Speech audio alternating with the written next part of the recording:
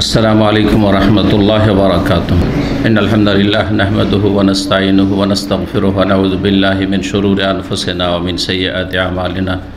मैं यहदिहिल्लाहु फला मुदिल्ल लहु व मैं युद्लिल फला हादिय लहु। व अशहदु अन ला इलाहा इल्लल्लाहु वहदहु ला शरीका लहु व अशहदु अन्न मुहम्मदन अब्दुहु व रसूलुहु सल्लल्लाहु तआला अलैहि व अला आलिहि व सहबिहि व सल्लम तस्लीमन कसीरा।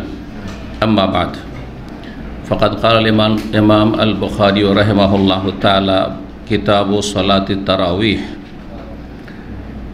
बाबु फ़ज़ल मन क़ाम रमज़ान। क़ाल हद्दसना यहया इब्न बुकैर क़ाल हद्दसना लैस अन उक़ैल अन इब्न शिहाब क़ाल अख़बरना अबू सलमता अन्ना अबा हुरैरता रज़ियल्लाहु अन्हु क़ाल समिअतु रसूलल्लाहि सल्लल्लाहु अलैहि वसल्लम यक़ूलु लिरमज़ान मन क़ामहु ईमानन वहतिसाबन गुफ़िर लहु मा तक़द्दमा मिन ज़म्बिही।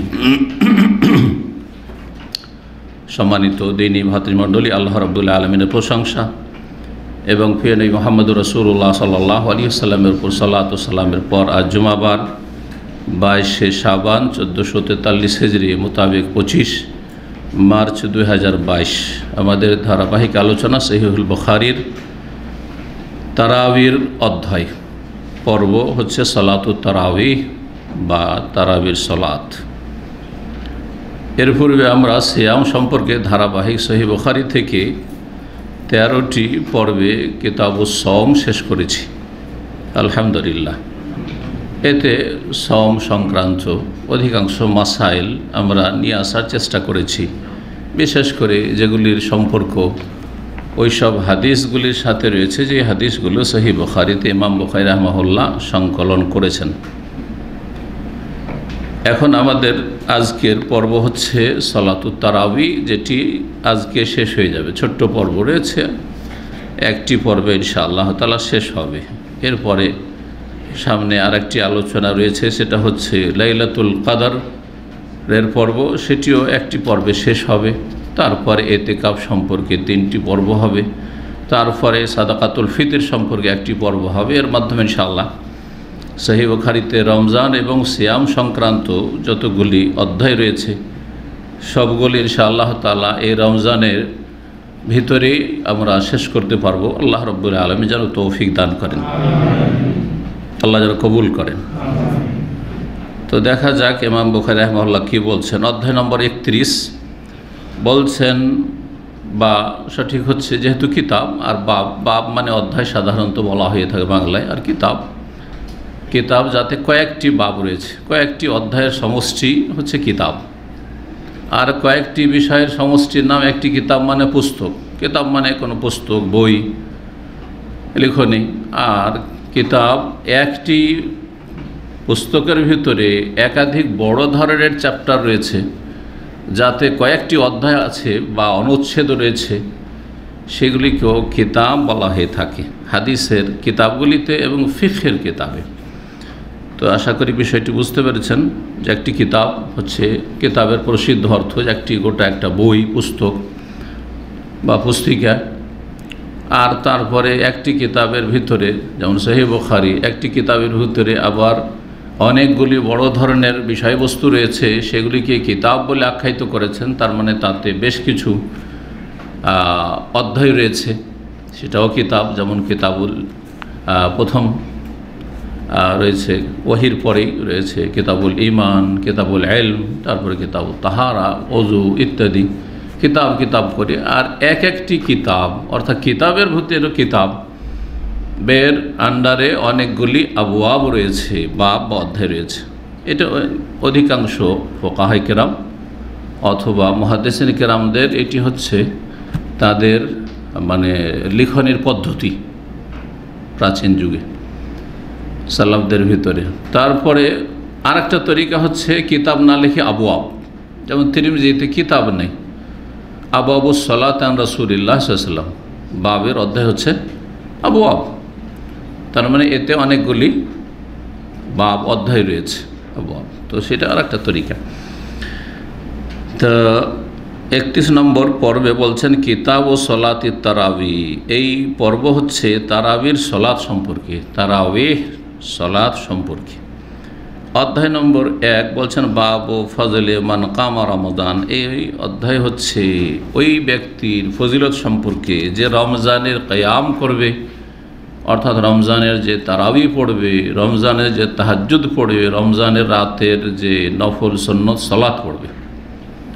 কিয়াম মানে দাঁড়ানো, তো ফরজ সালাতও তো কিয়াম আছে, রুকুন, আর সুন্নতও আছে, দিনের সালাতও আছে, রাতের সালাত আছে। কিন্তু কিয়ামে রমাদান বলতে বোঝানো হয়েছে রাতের সালাত, সালাতুল লাইল।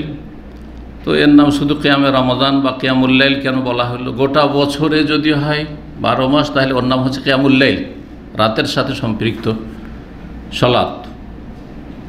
আর রমজানের সাথে বিশেষভাবে যখন খাস করবেন তো ওর নাম হচ্ছে কিয়ামে রমাদান, রমজান মাসের কিয়াম। তো কিয়াম কেন বলা হয়? তো সেজদাও আছে, রুকুও তো আছে, জলসাও তো বৈঠকও আছে, তাই না? বাহ্যিক আমল আছে, বাচনিক আমল আছে, আভ্যন্তরীণ আমল আছে, সালাতে বহুমুখী ইবাদত আছে। তো শুধু কিয়াম কেন নামকরণ হয়েছে? এই জন্য যে নবী সাল্লাল্লাহু আলাইহি ওয়াসাল্লামের সুন্নাত এবং সাহাবায়ে কেরাম সালাফে সালেহিনের সুন্নাত আদর্শ হচ্ছে এই রাতের সালাতকে লম্বা করে পড়া, দীর্ঘ সময় ধরে দাঁড়িয়ে তেলাওয়াত করা। এমনকি কেউ দাঁড়িয়ে তেলাওয়াত করতে যদি অপারগ হয়ে যেত, ঘন্টার পর ঘন্টা দাঁড়িয়ে আছে এক রাকাতেই, অপারগ হয়ে যেত, তখন কিছুক্ষণ বসে তারপরে রুকুর আগে উঠে গিয়ে তখন আবার কিছুটা তেলাওয়াত করে অথবা উঠে গিয়ে তারপরে রুকুতে যেত। এইভাবেও নবী সাল্লাল্লাহু আলাইহি ওয়াসাল্লামের সুন্নাত দ্বারা প্রমাণিত। তো দীর্ঘ সময় ধরে যেহেতু তেলাওয়াত চলতে এই সালাতগুলিতে, রাতের এশা থেকে ফজর পর্যন্ত যে সালাতগুলি পড়া হয় অতিরিক্ত সালাতুল লাইল, এই জন্য এর নামকরণ হয়েছে কিয়ামুল লাইল। কিয়ামুল লাইল কোরআনের ভাষায় আল্লাহ নামকরণ করেছেন। সূরা মুজাম্মিল শুরু হচ্ছে ইয়া আইয়ুহাল মুজাম্মিল কুমিল লাইলা ইল্লা কালিলা। কুমিল লাইল মানে কিয়ামুল লাইল করো, কুম কামা ইয়াকুম কিয়াম থেকে লাইল, কিয়ামুল লাইল করো, রাতের সালাত পড়ো, দীর্ঘ সময় দণ্ডায়মান হয়ে। কিয়ামুল লাইল নামটি তাহলে কোরআনই নাম। এই সালাতের নাম হচ্ছে কিয়ামে রমাদান। গতকালকের আলোচনায় যারা ছিলেন কয়টি নাম বলেছিলাম? 5টি। মাশাআল্লাহ, একজন বলেন দেখি যারা ছিল। কিয়ামুল লাইল, কিয়ামে রমাদান, সালাত তাহাজ্জুদ, তাহাজ্জুদ, তারাবি, আর 4টা হইল সালাতুল লাইল। সালাতুল লাইল হাদিস আছে সালাতুল লাইলে মাসনা মাসনা, রাতের সালাত 2 করে পড়তে থাকো, 2 করে পড়তে থাকো। ফাইদা খাশি আহাদুকুম সুবহা, যখন ভোর হওয়ার আশঙ্কা হবে, যখন শুভ সাদেক হয়ে যাবে, সাল্লা রাকাতান ওয়াহিদা, হ্যাঁ বাসাল্লে রাকাতান ওয়াহিদা, 1 রাকাত পড়ে নিল। তো তোর মা কাদ সাল্লাইত, সারা রাত যা পড়লে তাকে বেতর বাড়িয়ে ফেললে। তো সালাতুল লাইল নাম হাদিসে আছে।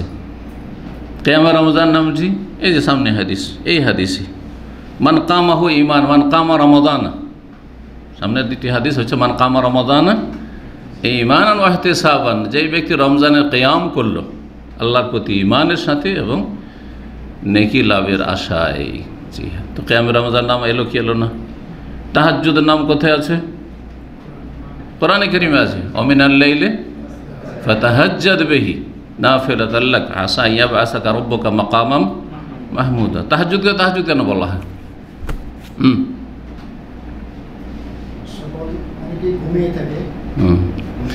তাহাজ্জুদ মানে কি? অর্থের সাথে সম্পর্ক করে বুঝাইতে হবে। কে বুঝে? ব্যাস, কালকে তো বললাম। তাহাজ্জুদ মানে কি? শাব্দিক অর্থ কি? জিহাদ, হ্যাঁ, রাতে উঠে। হুজুদুন মানে নওম, হাজিম দাল, হুজুদ মানে হচ্ছে ঘুম, আর ওতে তা লাগিয়ে দিলে আরবি সার্ফের গ্রামার হচ্ছে সালবে বা আখাজ। যারা আরবি গ্রামার পড়েছেন অথবা যারা মাদ্রাসায় পড়েছে তাদের জিজ্ঞেস করবেন। সালবে মা আখাজ মানে যে আসল অর্থ আছে সেটার একবার উল্টো অর্থ হয়ে যাওয়া। তো হুজুদ মানে নওম, হুজুদ মানে কি? ঘুম। আর তাহাজ্জুদ মানে ঘুম পরিত্যাগ করা, ঘুমকে তালাক দেওয়া, ঠিক আছে? তো তাহাজ্জুদের সালাত কেন বলা হয়? কারণ যে ব্যক্তি তাহাজ্জুদ পড়ে সে ঘুমকে তালাক দেয়। ঘুমকে তালাক না দিতে পারলে তাহাজ্জুদ পড়তে পারবেন না, ঠিক আছে? যতক্ষণ তাহাজ্জুদ পড়ে ঘুম ছেড়ে, সবাই ঘুমাচ্ছে, ঘুমাবার সময়, রাত বিশ্রামের সময়, দুনিয়া ঘুমাচ্ছে, আপনি একাই, হাজারে একটা, হ্যাঁ, লক্ষ লক্ষ মানুষের মাঝে একজন উঠে ঘুম ত্যাগ করছেন আপনি।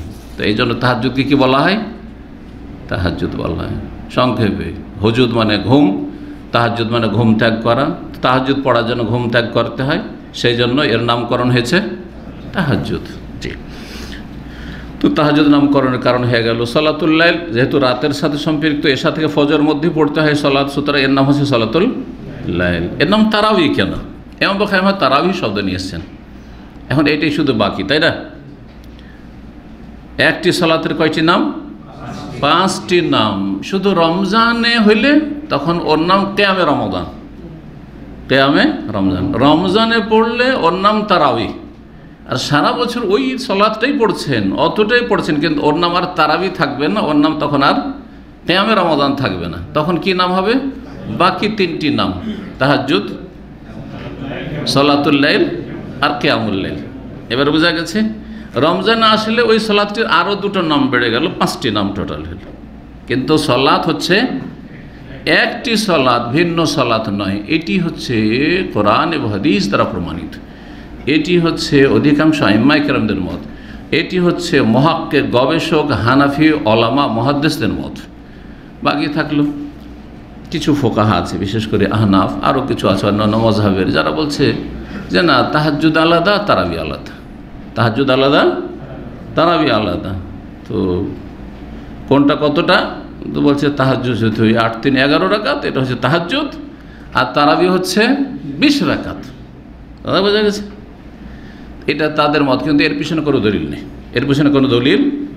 এই জন্য যারা বড় বড় আপনার কি বলছে হানাফি মুহাদ্দিস মুহাক্কিক, তারা এই মতের, মযহাবের এই মতের বিরোধিতা করেছেন। আর এই বিষয়টা একটা আলোচনা আমার 7 বছর আগের আছে। জি, হানাফি ওলামাদের নিকট তারাবির রাকাত সংখ্যা আর ওরূপে তারাবি আর তাহাজ্জুদ একই জিনিস, আলাদা ভিন্ন জিনিস নয়, এ বিষয়ে আলোচনা করেছি। তো তারাবিকে তারাবি কেন বলা হয়? তাহলে তারাবি হচ্ছে জামা, বহু বচন, ওর এক বচন ওয়াহেদ হচ্ছে তারবিহাতুন। তারবিহাতুন, তারবিহাতুন শব্দটি এসছে রাহাতুন থেকে। রাহা মানে কি? খুদ রাহাতাক। যারা আরবি বলতে শিখে গেছেন আরবদের সাথে থেকে থেকে, রাহা মানে কি? আনাবগা রাহা মানে রেস্ট চায়, বিশ্রাম চায়, ঠিক না? তো তারবিহাতুন মানে আরাম দেওয়া। তাহলে রাহাতুন মানে আরাম, আর তারবিয়াহ মানে নিজেকে অথবা কাউকে বিশ্রাম দেওয়া, আরাম দেওয়া, শরীরকে আরাম দেওয়া, এর নাম হচ্ছে তারবিহা, এর নাম হচ্ছে তারবিহা। তো এই সালাতের সাথে, এই নামাজের সাথে বিশ্রামের কি সম্পর্ক? এতে তো মেহনত করতে হয়, তো বিশ্রামের কি সম্পর্ক? সম্পর্ক আছে। নবী করিম সাল্লাল্লাহু আলাইহি ওয়াসাল্লামের আমল এটা ছিল না, এই তারাবির নামটিও ছিল না, এবং নবী সাল্লাল্লাহু আলাইহি ওয়াসাল্লাম এই আমলটি করেননি। তবে সাহাবায়ে কেরামগণ যখন ওমর রাদিয়াল্লাহু তাআলার জামানা থেকে, ওমর রাদিয়াল্লাহু তাআলা আমিরুল মুমিনিন, খলিফাতুল মুসলিমিন এবং খলিফায়ে রাশেদ, আর খলিফায়ে রাশেদের সুন্নাত হচ্ছে সুন্নাত, বেদাত নয়। এই কথাটা বুঝে রাখেন, কারণ আমাদের দেশের কিছু লোকেরা, কিছু আলেম সমাজ বাড়াবাড়ি করে এবং তারা বিভ্রান্ত। জি, যদিও নাম আহলে হাদিস হোক না কেন, খলিফায়ে রাশেদ সুন্নাত বলে এটি বেদাত, 2000 বেদাত বলে না, বলে না, ভুল কথা, এটা বাড়াবাড়ি কথা, সীমালঙ্ঘন এটি। তো নবী সাল্লাল্লাহু আলাইহি ওয়াসাল্লাম বেদাতুল খোলাফা বলেছেন না সুন্নাতুল খোলাফা বলেছেন? আবু দাউদের হাদিস, আলাইকুম বিসুন্নতি ওয়া সুন্নাতিল খোলাফায়ে রাশেদিন আল মাহদিয়িন মিন বাদি। আমার সুন্নতকে আঁকড়ে ধরো তোমরা, আর খোলাফায়ে রাশেদিনের সুন্নতকে তোমরা আঁকড়ে ধরো। আঁকড়ে ধরতে বলেছেন, ছাড়তে বলেননি। বেদাত বলে ফতোয়া দিতে বলেননি, এই বাড়াবাড়ি করতে বলেননি, সীমালঙ্ঘন।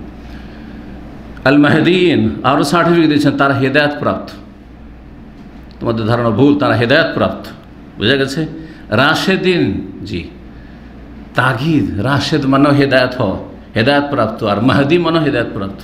কত তাগিদ করছেন! খোলাফা রাশেদিন আল মাহদিন মিন বাদি, আমার পরে, কিন্তু আমার যুগে না। কারণ শিয়া রাফেজির কথা যে সাহাবীরা নবী সাল্লাল্লাহু আলাইহি ওয়াসাল্লাম পরে কী হয়েছিল? সম্পর্কত হয়ে গেছে, নাউযুবিল্লাহ, শুধু 5 জন ছাড়া। কথা বোঝা গেছে? এটা কোরআন অস্বীকারী এরা।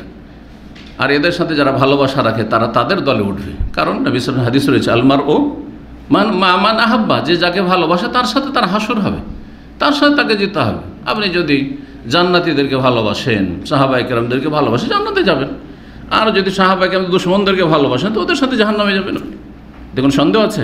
নবী সাল্লাল্লাহু আলাইহি ওয়াসাল্লামের কথা, যে যাকে ভালোবাসে তার সাথে তার হাসর হবে। যে নাস্তিককে ভালোবাসে নাস্তিকের সাথে হাসর হবে, যে মাজার পূজারী সুফিদেরকে ভালোবাসে তার সাথে তার হাসর হবে, জি তাদের সাথে তার হাসর হবে। এইরকমই যে শিয়া প্রেমীদেরকে ভালোবাসে তাদের সাথে তার হাসর হবে, রাফিজিদেরকে ভালোবাসে তাদের সাথে তার হাসর হবে। আল্লাহ যেন বোঝার তৌফিক দান। তো নবী সাল্লাল্লাহু আলাইহি ওয়াসাল্লামের জামানায় এটা ছিল না, আবু বকর সিদ্দিক রাদিয়াল্লাহু আনহু জামানায় এটা ছিল না। তার মানে জামাত করে তারাবিও ছিল না। আর তারপরে প্রতি 4 রাকাতের পরে একটু বসে দীর্ঘক্ষণ সালাত পড়ে ক্লান্তি চলে এসছে, দীর্ঘক্ষণ দাঁড়িয়ে থেকে শরীরটা ক্লান্ত হয়ে গেছে, একটু বিশ্রামের প্রয়োজন। এই প্রয়োজনটাও বোধ করেননি, এটা ছিল না। সুতরাং এই আমলটি ছিল না। এক তো জামাতই ছিল না, জামাতবদ্ধ তারাবি ছিল না 30 দিন রমজান মাসে। আর তারপরে এতে এই বসাটাও ছিল না। বোঝা গেছে না? ভালো করে বোঝান বিষয়টি। নবী সাল্লাল্লাহু আলাইহি ওয়াসাল্লাম জামানা চলে গেল, আবু বকর সিদ্দিক রাদিয়াল্লাহু আনহু জামানা এরকমই চলে গেল 2.25 বছর। তারপর ওমর রাদিয়াল্লাহু আনহু জামানার প্রথম যুগটাও চলে গেল কিছুদিন, কয়েক বছর। তারপরে হাদিস আসছে তিনি দেখেন যে বিক্ষিপ্ত হয়ে লোকেরা মসজিদে রমজান মাসে সালাত আদায় করছে রাতের। এই রাতের সালাত আদায় করছে বিক্ষিপ্ত হয়ে, কোনো জায়গায় একা একজন পড়ছে, এইদিকে এখানে একজন, ওইখানে একজন, এখানে একজন, এখানে আবার 5 জন, ওখানে 10 জন, ওখানে 7 জন, এইরকম করে আউজাউন মুতাফাররিকুন, বিক্ষিপ্তভাবে বিচ্ছিন্নভাবে কয়েকজন জামাত করছে, না হয় একা একা পড়ছে। এই দৃশ্য দেখে খলিফা রাশিদ আমিরুল মোমেন ওমর বিন খাত্তাব রাদিয়াল্লাহু তাআলা আনহুকে ভালো লাগলো না। এক তো বাড়িতে পড়ে তো আলাদা কথা, নিজের নিজের বাড়িতে সবাই পড়ছে, কোনো অসুবিধা নেই। তারাবির সালাত অথবা তাহাজ্জুদ যত গোপনে পড়বে তত ভালো। যদিও রমজান মাসে যদি জামাত হয় তো সেটা তখন উত্তম, এটা ওলামাদের ফতোয়া। কিন্তু যখন জামাত ছিল না তখন কি ছিল? ফরজ ছাড়া যত সুন্নাত নফল আছে যত লুকিয়ে পড়বে তত বেশি ফজিলত, কোয়ালিটি যদি ভালো হয়, কোয়ালিটি যদি ভালো হয়। এখন আপনার মসজিদে তারাবি হচ্ছে আধা ঘন্টার, 20 রাকাত হানফিদের হলো আধা ঘন্টা। আর যদি আহলে হাদিসে 8 রাকাত হয় তবুও আধা ঘন্টা, ওই আধা ঘন্টাতে সীমিত, আধা ঘন্টাতে শেষ। কথা বুঝছেন না? আর আপনি চাইছেন আমি 2 ঘন্টা পড়ব, তাহলে কোনটা বেশি উত্তম? 2 ঘন্টা উত্তম, জামাত উত্তম নাই, বুঝে গেছে না? কিন্তু কোয়ালিটি ঠিক থাকতে হবে। আবার এইটা করলেন মনটা চাইলো, অনেকে আবেগী, তো আমাদের তো অধিকাংশ আবেগী আপনারা, তাই না? আবেগ যে আমি আধা ঘন্টার আগে কি নামাজ, এই মোবারক রাত, আর এই আল্লাহ ফজিলতের দিন, ফজিলতের রাত, রমজান মাস চলে যাচ্ছে, আধা ঘন্টা কেন পড়বো? তারপরে ফরজটা পড়ে চলে আসলেন, আর আসার পরে ভাবলেন যে রাত্রে উঠবো আর 2 ঘন্টা পড়বো, আর বেশিরভাগ রাতে দেখা যাচ্ছে যে না ফজর হয়ে যাচ্ছে। এমন টাইমে উঠছেন যে এদিকে সাহারি খাবো না, তারাবি ছুটে আছে পড়বো, যদি তারাই পড়ি তো সাহারি যায়, সাহারি খেলে তারাবি যা, সাহারিটা তো খাই, চাচা যান বাঁচাইতে হবে, ও গেল তারাবি, ওইদিকে আধা ঘন্টাও হলো না, এদিকে 2 ঘন্টা হলো না, দুটাই গেল। তো এরকমটা ভালো না, অবশ্যই ভালো না এটা। তো এইরকম লোকেরই সংখ্যা যেহেতু বেশি এখন, হিম্মত দুর্বল হয়ে গেছে, ওই মেহনত পরিশ্রম করব, কঠোর মেহনত করব, মুজাহাদা করব নাফসের সাথে, এবাদত বন্দেগীতে মেহনত করব, এইরকম মন মানসিকতা খুব কমই লোকের আছে। ফিতনা, মোবাইল তো ফিতনা আছে, আর ছেলেমেয়ের ফিতনা তো আছে, পয়সার ফিতনা তো আছে, দুনিয়ার চারিদিকে ফিতনা। সুতরাং অধিকাংশ মানুষের ক্ষেত্রে উত্তম হচ্ছে যেখানে জামাত হচ্ছে জামাত সহকারে তারাই পড়া, জামাত হচ্ছে জামাত সহকারে তারাই পড়া। কিন্তু ব্যতিক্রম আল্লাহর নেক বান্দা মাশাআল্লাহ, তাকে রিজালুল্লাহ তুলহিহিম তিজারাতুম ওয়ালা বাইউন আন যিকরিল্লাহ, এমনও কিছু মানুষ আছে যে না তাদের ব্যবসা বাণিজ্য, না তাদের কেনাকাটা, না সংসার, না স্ত্রী, না ছেলে মেয়ে, না এই মোবাইল, না সোশ্যাল মিডিয়া, কোনো কিছু তাকে ফিতনায় ফেলতে পারে না, মশগুল করতে পারে না আন যিকরি, আল্লাহর জিকির থেকে। এইরকম যদি আপনার ইমান আখলাকের আর আমলের কোয়ালিটি থাকে, তাহলে একা একা নির্জনে যদি কয়েক ঘন্টা তারাই পড়তে পারেন, কিয়ামুল লাইল করতে, এটা বেশি উত্তম। এই জামাত আধা ঘন্টার জামাতের চাইতে অনেক বেশি উত্তম। তো আশা করি বিষয়টি বুঝতে পেরেছেন, ঠিক না? এখন এই তারাবির নামটি যে নামকরণ হইল, যতদিন পর্যন্ত জামাত ছিল না ততদিন পর্যন্ত এই নামটি ছিল না। জামাত কখন শুরু হইল? ওমর রাদিয়াল্লাহু তাআলার জামানায় জামাত শুরু হলো, তিনি এক জামাতে করে দিলেন। নিজে ফরজ সালাতের ইমামতি করতেন। যত খোলাফা রাশেদিন ছিলেন সবাই কি করেছেন? ফরজ সালাতের ইমামতি করতেন না করতেন না? তারা দেশের ইমাম ছিলেন, মসজিদের ইমাম ছিলেন। এমনকি ওমাইয়া আমলে 132 হিজরি পর্যন্ত, এর আগেও বলেছি আপনাদেরকে মনে আছে, 132 পর্যন্ত তারা দেশের শাসনও করতেন, দেশেরও ইমাম, দেশেরও খলিফা, আর মসজিদেরও খলিফা, মসজিদের ইমাম। বোঝা গেছে না? কিন্তু আব্বাসীয় যুগ যখন আসলো তখন শাসকরা ভোগবিলাসী হয়ে গেল, আর তারপরে এটা আর ধরে রাখা তাদের পক্ষে সম্ভব হইল না।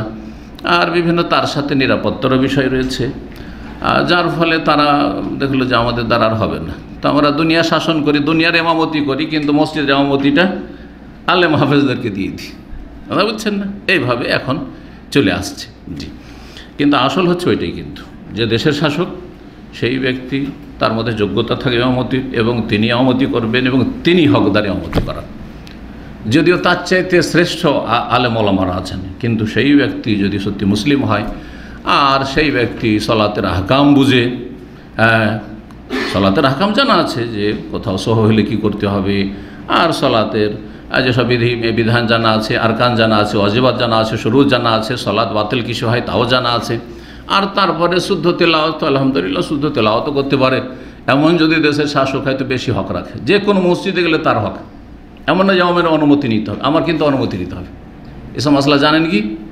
আমি যদি কোনো মসজিদে যাই আর আমার ছাত্রও যদি সে মসজিদের ইমাম থাকে, হ্যাঁ, তবুও তার কাছে সে যদি অনুমতি দেয় তাহলে অনুমতি করতে পারি, না হলে না জায়েজ।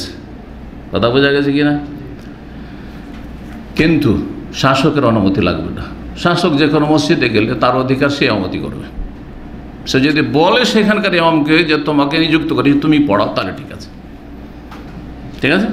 আর না হলে শাসক খলিফাতুল মুসলিমিন, ইমামুল মুসলিমিন, মুসলিম শাসক, তার নাম যাই হোক না কেন, রাষ্ট্রপতি হোক আর প্রধানমন্ত্রী হোক, যাই হোক না কেন, সে বেশি হক রাখে, কিন্তু শর্তগুলোও মনে রাখে।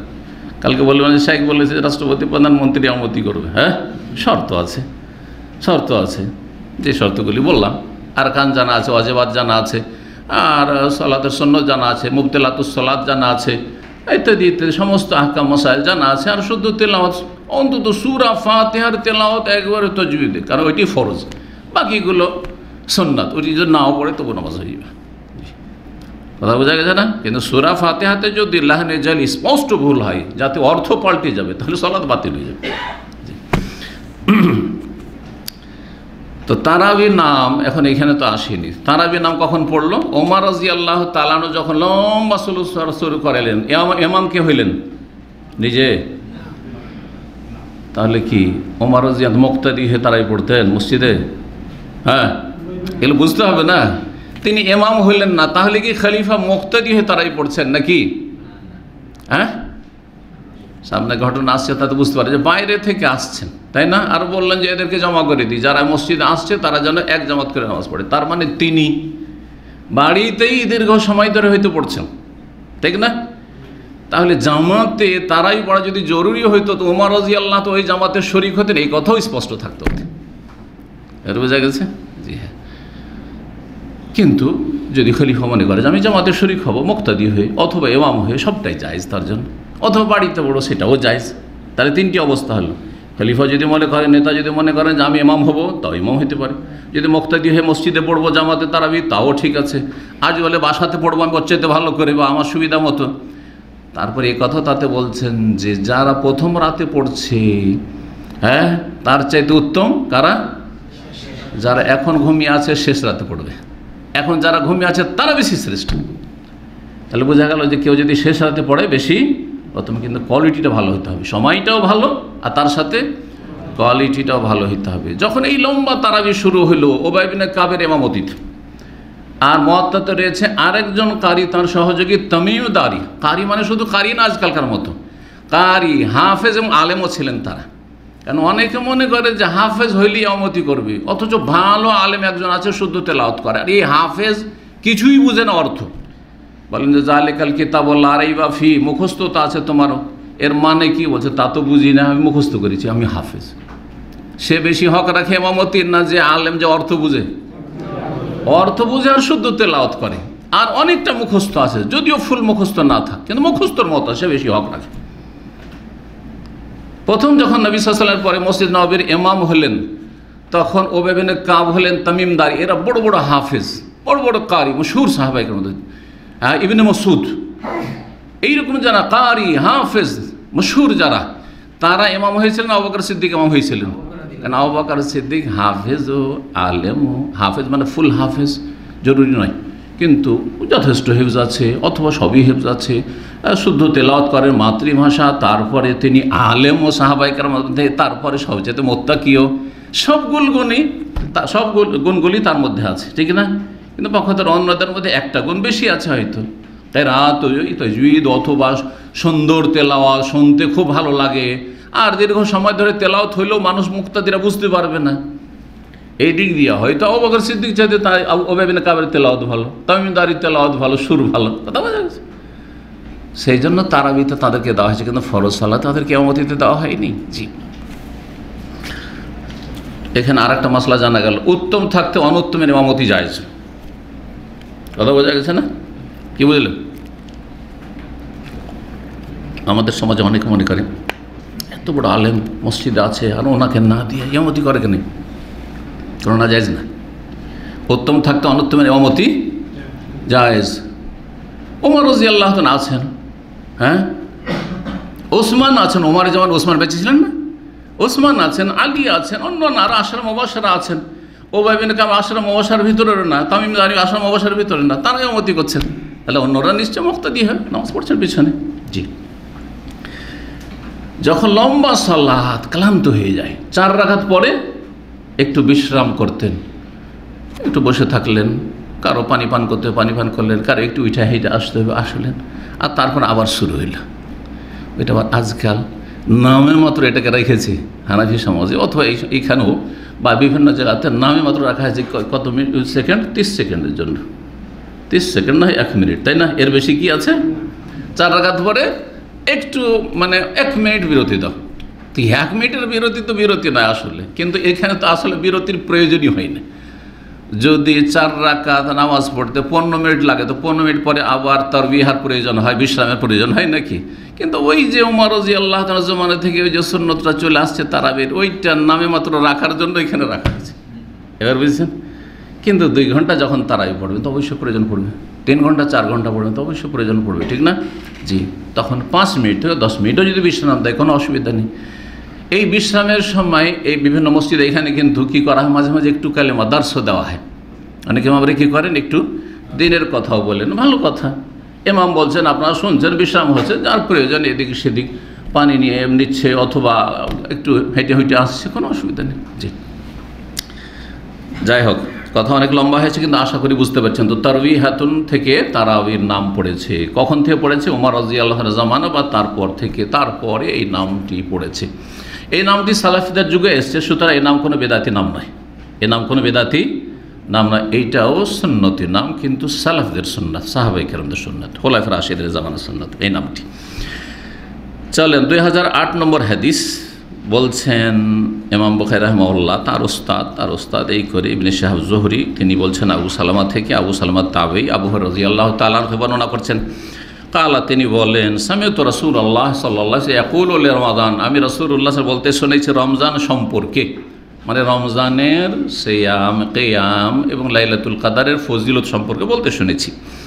মান কামাহু ঈমানান ওয়া ইহতিসাবান গুফিরা লাহু মা তাকাদ্দাম মিন যামবিহি, যেই ব্যক্তি, মান কামাহু মানে মান কামা রমাদান, হু জামিরের মানে যা হচ্ছে রমাদান, মান কামা রমাদান, যেই ব্যক্তি রমজানের কিয়াম করবে, অর্থাৎ তারাবি পড়বে, রমজানের রাতে তারাবি পড়বে, ঈমান, আল্লাহর প্রতি ঈমানের সাথে, যে আল্লাহ রাব্বুল আলামিন আমাকে এই বিধান দিয়েছেন তার রাসূল সাল্লাল্লাহু আলাইহি ওয়াসাল্লামের মাধ্যমে, 5 ওয়াক্ত সালাত ফরজ, আর তারাবির সালাত হচ্ছে রাসূলুল্লাহ সাল্লাল্লাহু আলাইহি ওয়াসাল্লামের সুন্নাত।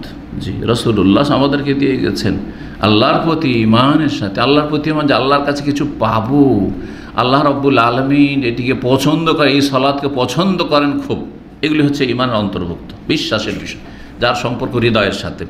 ওয়াহতিসাবান, নেকির আশায়, তার সাথে নেকির আশা, মানে দুনিয়ার কোনো গরজ নাই, দুনিয়ার কোনো গরজ নয়, নিছক পার্থিব গরজ, যদি এমামতির বোঝা না থাকতো তারাই পড়তো না, নিছক গরজ দুনিয়ার। সে কিসের গরজে তারাই পড়ছে? এমামতির গরজে পড়ছে। অথবা মসজিদের কোনো দায়িত্বশীল, মসজিদের খাদেম, ক্লিনার, ওকে মসজিদে থাকতে হবে, ওকে যদি খুঁজে না পায় যে বেতন দেয়, তারা বিষয় তোকে দেখি না কেন, তো খবর আছে, তাহলে কিছু পাবে না, নাকি আশাই করে না। তাহলে অর্থাৎ এখানে কি শেখানো হয়েছে? ইখলাস শেখানো হয়েছে। ইবাদত কবুলের একটি গুরুত্বপূর্ণ প্রথম শর্ত হচ্ছে ইখলাস, তৌহিদ এবং ইখলাস আল্লাহর জন্য করা। লা নুরিদু মিনকুম জাযাআ ওয়ালা শুকরা, দুনিয়ার কোনো বদলা, কারো কৃতজ্ঞতা, কাউকে খুশি করা, কারো ভয়, এসব কিছু নেই। জি, দুনিয়ার গরজ মুক্ত হওয়া নেকির আশায়। যদি নেকির আশায় আল্লাহর প্রতি ইমানের সাথে কেউ যদি রমজানে কিয়াম তারাবি পড়ে, গফিরা লাহু মা তাকাদ্দাম মিন যামবিহি, তার অতীতের গুনাহগুলি মাফ করে দেওয়া হবে। জি, এই হাদিসে শুধু একটি আমলের ফজিলত বলা হয়েছে, কিন্তু আরেকটি হাদিসে তিনটি বিষয় উল্লেখ করা হয়েছে। এটা হচ্ছে মান সামা রমাদান ঈমানান ওয়া ইহতিসাবান গফিরা লাহু মা তাকাদ্দাম মিন যামবিহি, ওমান কামা রমাদান ঈমানান ওয়া ইহতিসাবান গফিরা লাহু মা তাকাদ্দাম মিন যামবিহি, ওমান কামা লাইলাতুল কদর ঈমানান ওয়া ইহতিসাবান গফিরা লাহু মা তাকাদ্দাম মিন যামবিহি। যে ব্যক্তি রমজানের সিয়াম রোজা রাখবে আল্লাহর প্রতি ঈমান নিয়ে এবং নেকির আশায়, তার অতীতের গুনাহ মাফ করে দেওয়া হবে। যে ব্যক্তি তারাবি পড়বে আল্লাহর প্রতি ঈমান এবং নেকির আশায়, তার অতীতের গুনাহ মাফ করে দেওয়া হবে। যে ব্যক্তি কদরের রাতগুলি জাগবে নফল ইবাদত বন্দেগীর মাধ্যমে, তার অতীতের গুনাহগুলি মাফ করে দেওয়া হবে আল্লাহর প্রতি ঈমান এবং নেকির আশায় যদি করে। তো ঠিক না? তো এই হচ্ছে পুরো হাদিস, যার একটা অংশ এখানে এসছে। নেকি প্রতিদান কি? গুনাহ মাফ হয়ে যাবে, কাবিরা গুনাহ মাফ হয়ে যাবে। কে চুরি করেছে, বেঈমানি করেছে, জিনা করেছে, খুন করেছে, সব মাফ হয়ে যাবে তারাই পড়ে? না না, আহলে সুন্নাত ওয়াল জামাত, আহনাফি, শাফি, মালিকি, হাম্বলি, আহলে হাদিস, মুহাদ্দিসিন, সবাই ফুকাহা সবাই একমাত্র যারা মুরজিয়া তাদের ছাড়া, যে নেক আমল দ্বারা যেসব গুনাহ মাফের কথা রয়েছে সেগুলি কিসে সীমিত? সাগীরাতে সীমিত। ছোট গুনাহগুলি মাফ হবে, কিন্তু কাবিরা গুনার জন্য তওবার শর্ত আছে। আহলে সুন্নাতের মতটি হচ্ছে আল ওয়াসাত, মধ্যম পন্থা। একদিকে মুরজিয়া হ্যাঁ সমস্ত রকমের পাপ করেও হ্যাঁ আবু বকর সিদ্দিকের মতো জান্নাতি একবার, এটা হচ্ছে মুরজিয়া পরীক্ষা। আমল করুক আর না করুক জান্নাত। যেমন মুসলিম সমাজের অধিকাংশ ফাসিকদের অবস্থা, আরে মুসলিম তো একদিন তো জান্নাত পাবো, মুসলিম তো একদিন জান্নাত, অথচ বেনামাজি কিসে জান্নাত পাবে? বেনামাজি ইমান ভঙ্গ করলো। বেনামাজিকে মুসলিম বলেছেন, একটি হাদিস কোথাও আছে নবী সাল্লাল্লাহু মুসলিম বলেছেন, খুনিকে মুসলিম বলেছে, কিন্তু বেনামাজিকে মুসলিম বলেননি। ওয়াইন তাইফাতান মিনাল মুমিনিনা ইকতাতালু, সূরা হুজরাতে আল্লাহ খুনিকে আপোষে মারামারি করছে তাদেরকে মুসলিম বলেছেন, মুমিন বলেছেন, কিন্তু বেনামাজিকে কোথাও মুসলিম বলা হয়নি। বরং সাহাবাকে এজমাজ বেনামাজি মুসলিম থাকেন, অধিকাংশ বেনামাজি মুসলিমের শতকরা 95 জন 98 জন বেনামাজি, 3 ওয়াক্ত নামাজি, 4 ওয়াক্ত নামাজি, আর বলছেন যে একদিন তো জান্নাত পাবো, জান্নাতের আশা। এটা মুরজিয়ায়েরা, আসলে মুরজিয়ায়েরা। এর বিপরীতে খাওয়ারিজ এবং মুতাজিলা, কাবিরা গুনাহ করলে ইসলাম থেকে শেষ, কাবিরা গুনাহ করলে ইসলাম থেকে বেরিয়ে গেল, চিরকাল জাহান্নামে থাকবে খাওয়ারিজদের কাছে। আর মুতাজিলার কাছে হ্যাঁ সে ইসলাম থেকে বেরোলো, কিন্তু কাফের হলো না, মাঝামাঝি এক জায়গায় থাকলো দুনিয়াতে, ওর কাফেরও না মুসলিম না, আর যা শেষখানে খাওয়ারিজদের সাথে চিরকাল জাহান্নামে। একটা কাবিরা গুনাহ করলে আর যদি সে তওবা সংশোধন না করে আসলে চিরকাল জাহান্নামে থাকবে। এরা চরমপন্থী, খাওয়ারিজরা হচ্ছে চরমপন্থী, আর মুরজিরা হচ্ছে শিথিলপন্থী, ঢিলাপন্থী। আহলে সুন্নাত ওয়াল জামাত হচ্ছে মধ্যমপন্থী। তো আল্লাহ যেন আমাদেরকে সমস্ত গুনাহ থেকে মুক্ত হওয়ার তৌফিক দান করেন। 2009 হাদিস আবু হুরায়রা রাদিয়াল্লাহু তাআলা আনহু বর্ণিত, বলছেন আন্না রাসূলুল্লাহ সাল্লাল্লাহু আলাইহি ওয়াসাল্লাম কাল, রাসূল বলেছেন মান কামা রমাদান ঈমান ওয়া ইহতিসাবান গফিরা লাহু মা তাকাদ্দাম মিন যামবিহি। হাদিস ওইটাই। কালা ইবনে শিহাবিন, ইমাম ইবনে শিহাব যুহরি, তার নাম ছিল মুহাম্মদ বিন শিহাব আজ-যুহরি, বানু যোহরা বংশের, মদিনার মানুষ, মদিনার তাবি, প্রখ্যাত তাবি, মুহাদ্দিস। ফাতুফিয়া রাসূলুল্লাহ সাল্লাল্লাহু আলাইহি ওয়াসাল্লাম ওয়ান নাসু আলা যালিক, রাসূলুল্লাহ সাল্লাল্লাহু আলাইহি ওয়াসাল্লাম ইন্তেকাল করলেন, মানুষের তারাবি পড়ার বা কিয়ামুল লাইলের অভ্যাসটা ওই রকমই থেকে গেল যেমনটা রাসূলুল্লাহ সাল্লাল্লাহু আলাইহি ওয়াসাল্লাম করেছেন। সেটা হচ্ছে যে নিজের বাড়িতে পড়ছে, আপন পড়ছে। নবী সাল্লাল্লাহু আলাইহি ওয়াসাল্লাম মাত্র 3 দিন মসজিদে এসেছেন, আর 3 দিন পড়েছেন, আর চতুর্থ দিন দেখলেন যে মসজিদ ফুল হয়ে গেছে, আর আসলেন না। হাদিস সামনে আসছে।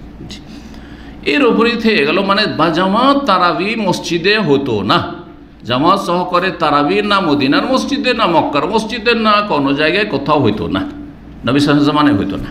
জি, বলছেন যে নবী সাল্লাল্লাহু আলাইহি ওয়াসাল্লামের জামানায় ওইরকমটা থেকে গেল। সুম্মা কানাল আমরু আলা যালিকা ফি খিলাফাতি আবি বকরিন রাদিয়াল্লাহু আনহু, তারপরে এইরকমটাই থেকে গেল আবু বকর সিদ্দিক রাদিয়াল্লাহু তাআলা আনহুর খেলাফত আমলেও।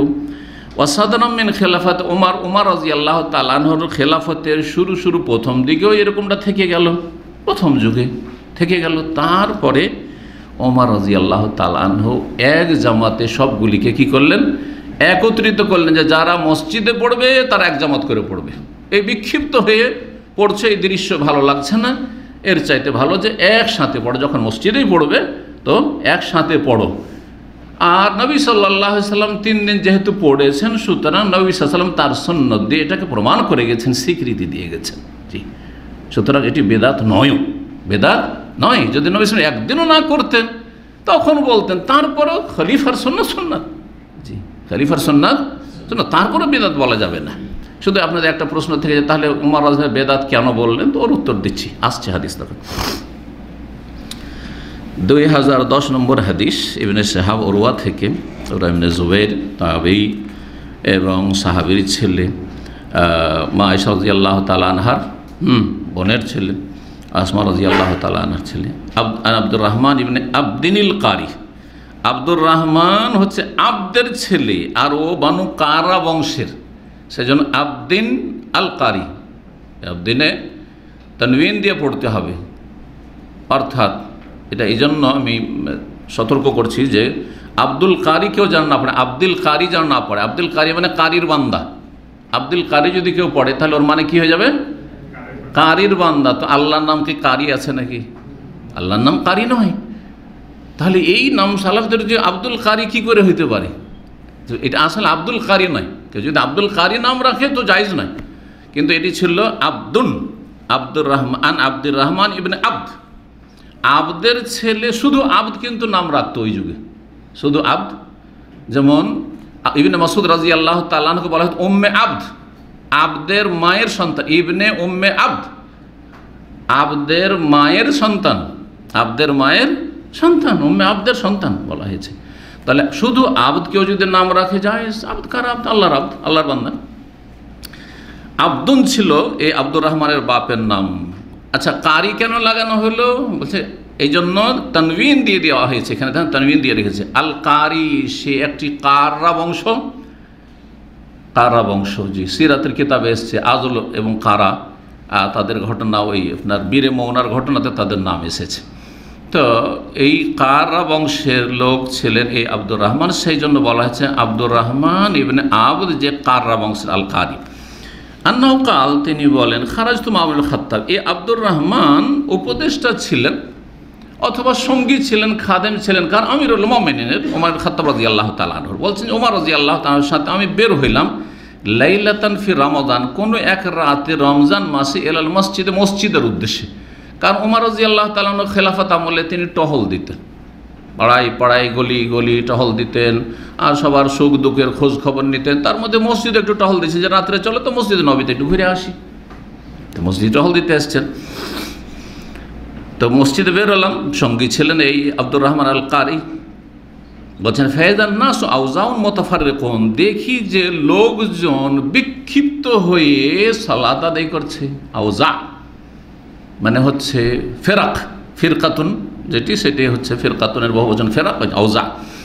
বিভক্ত হয়ে, বিক্ষিপ্ত হয়ে তারা কি করছে? সালাত আদায় করছে। ইউসাল্লির রাজুলু লিনাফসিহি, কোনো জায়গায় দেখছি যে একজন শুধু একাকী সালাত আদায় করছে নিজের জন্য। ওয়ায়ুসাল্লির রাজুলু, আরেক জায়গায় দেখি একজন লোক সালাত শুরু করেছে, ফায়ুসাল্লি বিসালাতির রাহত, তার পিছনে কয়েকজন লেগে গেছে, 2-4-5 জন লেগে গেছে, এখানে 2-4-5 জন, কার ওখানে 10 জন লেগে গেছে। এইভাবে গোটা মসজিদে কোনো জায়গায় জামাত চলছে ছোট ছোট, আর কোনো জায়গায় একা একা সালাত আদায় করছে। যেমন আজকাল সুন্নত পড়ার দৃশ্য, হ্যাঁ, আজকালকার জামানায় সুন্নত পড়ার দৃশ্য, আর তার সাথে জামাত চলার দৃশ্য। কখনো কখনো যাহা বড় মসজিদে এই কোনাতে একটা জামাত, ওই কোনাতে একটা জামাত, 2 তলা 3 তলাতে, ওই 2 তলা তো জামাত হচ্ছে, 3 তলা তো জামাত হচ্ছে, নিচেও জামাত হচ্ছে। করছে না, করছে না? যদিও জেনে শুনে একাধিক জামাত জায়েজ নয় এক মসজিদে, জেনে শুনে। কিন্তু অজান্তে যদি হয়ে যায়, ওপরের লোকেরা নিচের খোঁজ রাখতে পারলো না, আর ওপরে একটা জামাত শুরু করে দিল, সুবিধা নেই। যাই হোক, এইভাবে চলছিল। ফাকালা উমর রাদিয়াল্লাহু তাআলা এই দৃশ্য দেখে পছন্দ করলেন না। কেন এই বিক্ষিপ্ত মুসলিমরা এখানে আল্লাহর ঘরে, তো কেমন লাগছে যেন। বলছে এমনি আমার মত হচ্ছে, আমি দেখছি মানে আমার মত, এখান থেকে রায়, আরা থেকে রায় মানে হচ্ছে মত। আমার মত হচ্ছে লাউ জামাতু হাউলা আলা কারিন ওয়াহিদ, এদেরকে যদি আমি একত্রিত করে দিই একজন ইমামের পেছনে, একজন কারি মানে একজন ভালো কিরাত করে এমন ইমামের পেছনে, লাকান আমসাল, তাহলে লাকান আমসাল মানে আফজাল, তাহলে এটা বেশি উত্তম হয়, বেশি ভালো। এরকম বিক্ষিপ্তভাবে এই তাহাজ্জুদ বা তারাবি আদায় করার চাইতে একসাথে করে দিলে এটি বেশি উত্তম হয়। সুম্মা আজামা, তারপরে দৃঢ় সংকল্প হয়ে গেলেন, দৃঢ় সংকল্প করলেন যে কাজটা করেই ফেলি। প্রথম মত পোষণ করলেন, তারপরে এটার জন্য কি করলেন, দৃঢ় সংকল্প করলেন যে না করে ফেলি। চূড়ান্ত সিদ্ধান্ত নিলেন। ফাজামাহুম আলা উবাই বিন কাব, তারপরে তাদেরকে একত্রিত করে দেন উবাই বিন কাবের এমামতিতে, যে উবাই তুমি রমজান মাসের তারাবির এমামতি করো। কি করো? এমামতি করো। আর মুয়াত্তা মালিকে বললাম যে তামিম আদ-দারি রাদিয়াল্লাহু তাআলার কথাও রয়েছে। তারপরে বলছে সুম্মা খারাজতু মাহু লাইলাতান উখরা, বলছেন তারপরে আর এক রাতে বেরোলাম। ওয়ান্নাস, ওই দিন বলে দেওয়া হইলো যে তোমরা একসাথে পড়ো। আর তারপরে বলছে আর এক রাতে বেরোলাম তার সাথে। ওয়ান্নাস ইউসাল্লুনা বিসলাতি কারিম, তারপরে দেখি লোকজন সালাত আদায় করছে তাদের ইমাম সাহেবের মুক্তাদি হয়ে, মানে সবাই একসাথে জামাত করছে মসজিদে নববীতে। ফাকালা উমর রাদিয়াল্লাহু তাআলা, চমৎকার একটা দৃশ্য। সেই দিন এসেছিলাম বিক্ষিপ্ত হয়ে ছড়িয়ে ছিটিয়ে লোকেরা সালাত আদায় করছিল, আজকে দেখছি এক জামাতে কত সুন্দর লাগছে মাশাআল্লাহ। তো এই দেখার পরে বললেন নেমাল বিদআতু হাযিহি, অন্য রিওয়ায়াতে রয়েছে নেমাতিল বিদআতু হাযিহি, এই বিদআতটি কতই না চমৎকার, এই বিদআতটি কতই না চমৎকার। ওয়াল্লাতী ইয়ানামুনা আনহা, হাদিসটা শেষ করেনি। আর যারা এই জামাত ছেড়ে শুয়ে আছে, আফজালু, তারা বেশি উত্তম, মিনাল্লাতী ইয়াকুমুন, ওদের চাইতে যারা এখন এই তারাবি পড়ছে। আপনাদের তো মাথা ঘুরে যাবে যে কেমন কথা, এরা তারাই পড়ছে, এর চাইতে উত্তম হচ্ছে যারা শুয়ে আছে, এটা কেমন কথা হইল? হ্যাঁ, এটা ওই রকমই মনে হবে আপনাদেরকে, যেমন আপনাদের হুজুররা ফতোয়া দিয়ে রেখেছে যে আলেমের ঘুম আবেদের এবাদতের চাইতে উত্তম, তাই না? হ্যাঁ হ্যাঁ, জাল, ওটা জাল কথা, কিন্তু এটার একটা ব্যাখ্যা আছে, ব্যাখ্যাটা একটু আগে বলেছি। কিন্তু যারা এখন ঘুমিয়ে আছে কিন্তু পরে পড়বে, শেষ রাতে পড়বে, উত্তম সময়টা পড়বে, যখন আল্লাহ প্রথম আকাশে এসে বান্দাকে ডাক দেন, অত্যন্ত নিকটবর্তী হয়ে যান, এটা হচ্ছে উদ্দেশ্য। আর উমর রাদিয়াল্লাহু তাদের অন্তর্ভুক্ত, যে এখন আমি পড়ছি না, শেষ রাতে অন্যরা পড়বে। আরও সব বহু লোক আছে যারা মদিনায় বসবাস করে, সাহাবায়ে কেরামদের আওলাদ, জি, নর নারী। বলছেন যারা ঘুমিয়ে আছে এখন তারা বেশি উত্তম, মিনাল্লাতী ইয়াকুমুন, ওদের তুলনায় যারা এখন কিয়াম করছে, তারাবি পড়ছে। ইউরিদুনা উদ্দেশ্য ব্যাখ্যা করিয়ে দিয়েছেন। হ্যাঁ, হাদিসের কোন বর্ণনাকারী উদ্দেশ্য উমর রাদিয়াল্লাহু তাআলা যে যারা শেষ রাতে পড়বে, এখন ঘুমিয়ে আছে কিন্তু শেষ রাতে তারা পড়বে। ওয়া কানান নাসু ইয়াকুমুনা আউয়ালাহ, আর মানুষের অভ্যাস ছিল যারা তারাই পড়তো, তারা এশা পরে প্রথম রাতেই পড়ে নিত। যারা জামাত সহকারে তারাই পড়তো, সেই জামাতটা কখন হইতো? প্রথম রাতে হয়ে যেত। তাহলে ওমর রাদিয়াল্লাহু তাআলা জামানা থেকেই চলে আসছে তারাবি এশা পরেই শুরু করা। কিন্তু এশা পরে শুরু করা মানে এই নয় যে ভাববেন যে 1 ঘন্টা আধা ঘন্টাতে শেষ হয়ে যেত, বা 1.5 ঘন্টা 2 ঘন্টা শেষ হতো। দীর্ঘক্ষণ ধরে তারা পড়তেন, কয়েক ঘন্টা পড়তেন। কিন্তু তারপরে যদি রাত্রে ধরেন 9টায় শুরু হয় আর 3 ঘন্টা 4 ঘন্টা পরে তো 12টা 1টায় শেষ, 12টা 1টায় শেষ হয়ে গেল। পক্ষান্তরে যারা রাত 12টার দিকে শুরু করলো, তারা একবারে ফজর সাহারি পর্যন্ত চালাইলো, তারপরে শোহর করতে গেল, এটা বেশি উত্তম। এই কথা বলতে চাইছেন ওমর রাদিয়াল্লাহু তাআলা আনহু। জি, ওয়া কানান নাসু ইয়াকুমুন আউয়ালা, সেই যুগে লোকেরা যখন প্রথম তারাবি জামাত সহকারে শুরু করেছিল, প্রথম রাতে তারা কিয়াম করতো, তারাবি পড়তো। এখন এই যে নেমাল বেদাতু হাজি, এই বেদাতটি কতই না চমৎকার বললেন। এইটা হচ্ছে বেদাতীদের দলিল যে বেদাত 2 ভাগে বিভক্ত, বেদাতে হাসানা আর বেদাতে সাইয়্যা। নেমাতিল বেদাত, কত ভালো বেদাত মানে বেদাতে হাসানা, আর খারাপ বেদাত, বোঝা গেছে। এখন এই ভাগ করার মাধ্যমে হয়েছে কি, যে ফিরকাগুলি বেদাতীদের যেই বেদাতগুলি করে সেগুলি হচ্ছে হাসানা, সুতরাং সাইয়্যা বলে কোনো কিছু নেই। যেটা চরমনাদের কাছে বেদাতে সাইয়্যা, আর সেটা সারসিনার কাছে বেদাতে হাসানা, কথা বোঝা গেছে না? যেটা দেওবন্দীদের কাছে বেদাতে হাসানা, সেটা বেরেলভিদের বেদাতে সাইয়া, সেটা বেরেলভিদের কাছে বেদাতে হাসানা। সেটা দেওবন্দীদের কাছে মাজারে চাদর চড়ানো, মাজারে ফুল দেওয়া আর মাজার পাকা করা যে বেদাত, সেটা হচ্ছে বেরেলভিদের কাছে, ফুলতুলির কাছে, আটরসিদের কাছে ওইটা হচ্ছে সবের কাজ, জান্নাতে যাওয়ার কাজ। তাহলে আর কোনো বেদাত দুনিয়াতে বাকি থাকলো? মিলাদিরা দুই ভাগে বিভক্ত, যারা মিলাদ করে দুই ভাগে বিভক্ত। যারা মিলাদ করা জায়েজ বলে কিন্তু কিয়াম করা জায়েজ বলে না, এটা একটা ফিরকা আছে। হ্যাঁ, কিন্তু বেদাত দুটাই, ঠিক না? যারা মিলাদ করে কিন্তু কিয়াম না জায়েজ বলে, যে মিলাদ করা হচ্ছে বেদাতে হাসানা আর কিয়াম করা হচ্ছে বেদাতে সাইয়া। কিন্তু যারা মিলাদ কিয়াম দুটাই করে তারা বললে যে দুটাই হচ্ছে হাসানা। তাহলে এমন কোনো বেদাত দুনিয়াতে থাকলো খারাপ বেদাত? খারাপ বেদাত বলে কিছু নেই। তাহলে এবার বোঝা গেছে না? তো এই ওমর রাদিয়াল্লাহু একটা কথা দলিল হবে না, নবী সাল্লাল্লাহু আলাইহি সাল্লামের বহু হাদিস দলিল হবে। কোনটা দলিল হবে? নবী সাল্লাল্লাহু আলাইহি সাল্লাম। নবী সাল্লাল্লাহু কি বলেছেন? সুন্নতি খুতবা, যেটা প্রতিটি খুতবায় পড়তেন, যে কোনো প্রয়োজনে পড়তেন, খালি জুমার ঈদে নয়, হ্যাঁ, আর বক্তব্যের সময় নয়, যে কোনো একটা আলোচনা শুরু করলে, যখন একটা কথা বলতে শুরু করলেন, একটা বিষয় 2-4-5 মিনিটে, তখন কি করতেন? খুতবাতুল হাজা পড়তেন। কি বলতেন তাতে? ফাইনা খায়রাল হাদিস কিতাবুল্লাহ ওয়া খায়রাল হাদি হাদি মুহাম্মাদ সাল্লাল্লাহু আলাইহি ওয়াসাল্লাম ওয়া শাররাল উমুরি মুহদাসাতুহা কুল্লু মুহদাসাতিন ওয়া কুল্লু, প্রত্যেক নতুন কাজ যেটা ধর্মীয় বিষয় করা হয় সেটা হচ্ছে বিদআত। তাহলে কুল্লা সব, ওয়া কুল্লু বিদআতিন, আর প্রত্যেক বিদআত হচ্ছে গুমরাহি, প্রত্যেক বেদাত গুমরাহি। একথা বলছেন না যে কিছু বিদআত হচ্ছে গুমরাহি আর কিছু বিদআত হচ্ছে সবের কাজ হাসানা, বলেছেন? এমন করে দলিল আছে? আরও আবু দাউদের হাদিস, যেটা ওই যে আলাইকুম বিসুন্নতি ওয়া সুন্নাতুল খুলাফায়ে রাশিদিনের হাদিস, তাতে কি রয়েছে? ওয়া ইয়াকুম মুহদাসাতিল উমুর, তোমরা নিজেদেরকে সাবধান সাবধান দূরে রাখবে নতুন নতুন কাজ থেকে। ফাইন্না কুল্লা মুহদাসাতিন বিদআহ, কারণ প্রত্যেক নব আবিষ্কৃত কাজ যেটা ধর্মীয় বিষয় হয়ে থাকে, করে থাকে, সেটি হচ্ছে বিদআহ। ওয়া কুল্লু বিদআতিন দালালা, প্রত্যেক বেদাত গুমরাহি। আর কি নেবেন? তাহলে বেদাতের কোনো ভাগ নেই। তবে খোলাফায়ে রাশেদিনের যুগে যেগুলো নতুন কোনো কাজ শুরু হয়েছে সেগুলি বেদাত নয়, সেগুলি হচ্ছে সুন্নাত। তো ওমর রাদিয়াল্লাহু তাআলা সুন্নাত না বলে বলতেন যে নেমাস সুন্নাতু হাযিহি, নেমাতিস সুন্নাতু হাযিহি বললেন না কেন? নেমাতুল বিদআ কেন বললেন? জি, এটি উলামায়ে কেরামরা তার উত্তর দিয়েছেন যে বিদআতের একটা শাব্দিক অর্থ রয়েছে, লুগাবি অর্থ, আবিধানিক অর্থ রয়েছে, আর একটি হচ্ছে পারিভাষিক অর্থ। তো শাব্দিক অর্থে বলেছেন বেদাত মানে কি? নব আবিষ্কৃত, নতুন যেটা তরিকা বা নতুন কিছু একটা, নতুন কিছু যদি একটা হয় সেটার নাম কি? বেদাত। তো এই যে একসাথে সবাইকে জমা করে দিলাম, একজন পড়াচ্ছে আর বাকিরা সব মুক্তাদি হয়ে গোটা মাস ধরে 30 দিন তারাবি পড়ছে, এটি একটা নতুন পদ্ধতি আমি চালু করে দিলাম। নবী সাল্লাল্লাহু আলাইহি ওয়াসাল্লাম এই 30 দিন করেনি, মাত্র 3 দিন করেছেন। এই জিনিসটা খুব সুন্দর, এটা হচ্ছে খুব সুন্দর। শাব্দিক অর্থে বলেছেন, আবিধানিক অর্থে বলেছেন, শারঈ অর্থে বলেননি। কারণ শারঈ অর্থে মানে বা পারিভাষিক অর্থ মানে যে বেদাতের সংজ্ঞা, তাহলে দেখতে হবে বেদাতের সংজ্ঞা কি?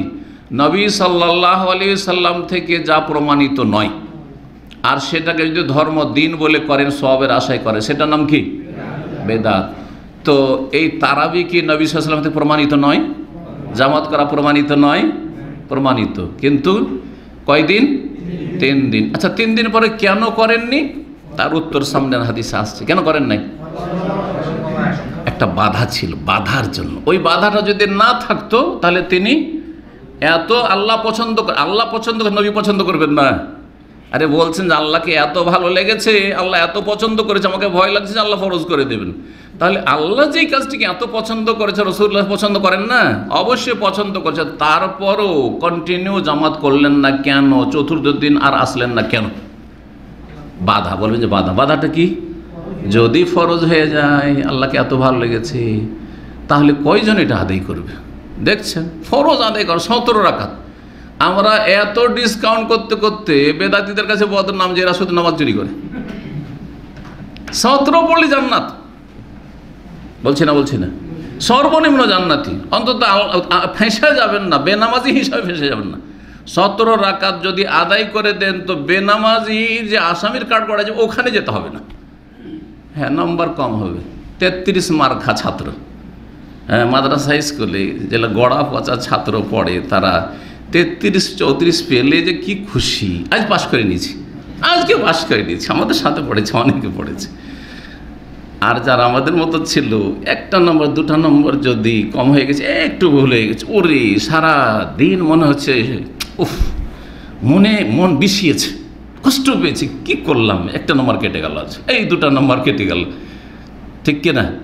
তো ঠিক ওই রকমই আপনারা মুসলিম সমাজ, সর্বনিম্ন মুসলিম থাকতে চান তো 17 আদায় করেন। আর যদি একটু ভালো কোয়ালিটির মুসলিম হব তখন 10-12 রাকাত সুন্নাত আছে, বেতর আছে, তাহাজ্জুদ আছে, সালাতুদ দুহা, ইশরাক আছে, ইত্যাদি আরও নফল আছে, পড়তে থাকেন, বিনা কারণে নফল পড়তে থাকেন, কোনো অসুবিধা নেই। তো আল্লাহ মুস্তাআন। চলেন, কথা শেষ হয়েছে। হ্যাঁ, নবী সাল্লাল্লাহু আলাইহি ওয়াসাল্লাম 3 দিন পড়েছে, সুতরাং এটি বিদআত নয়। তাহলে বিদআত যে বলেছেন ওমর রাদিয়াল্লাহু তাআলা আনহু, সেটা শাব্দিক অর্থে বলেছেন, সেটা পারিভাষিক অর্থে বা শরঈ ভাষায় তিনি বলেন নাই। জি, কারণ খোলাফায়ে রাশেদিনের সুন্নত বা নতুন কিছু করলে সেটি সুন্নাত, সেটি বিদআত নয়। এটাও আমাদের কাছে স্বীকৃত, এটাও আমাদের কাছে স্বীকৃত এবং প্রমাণিত।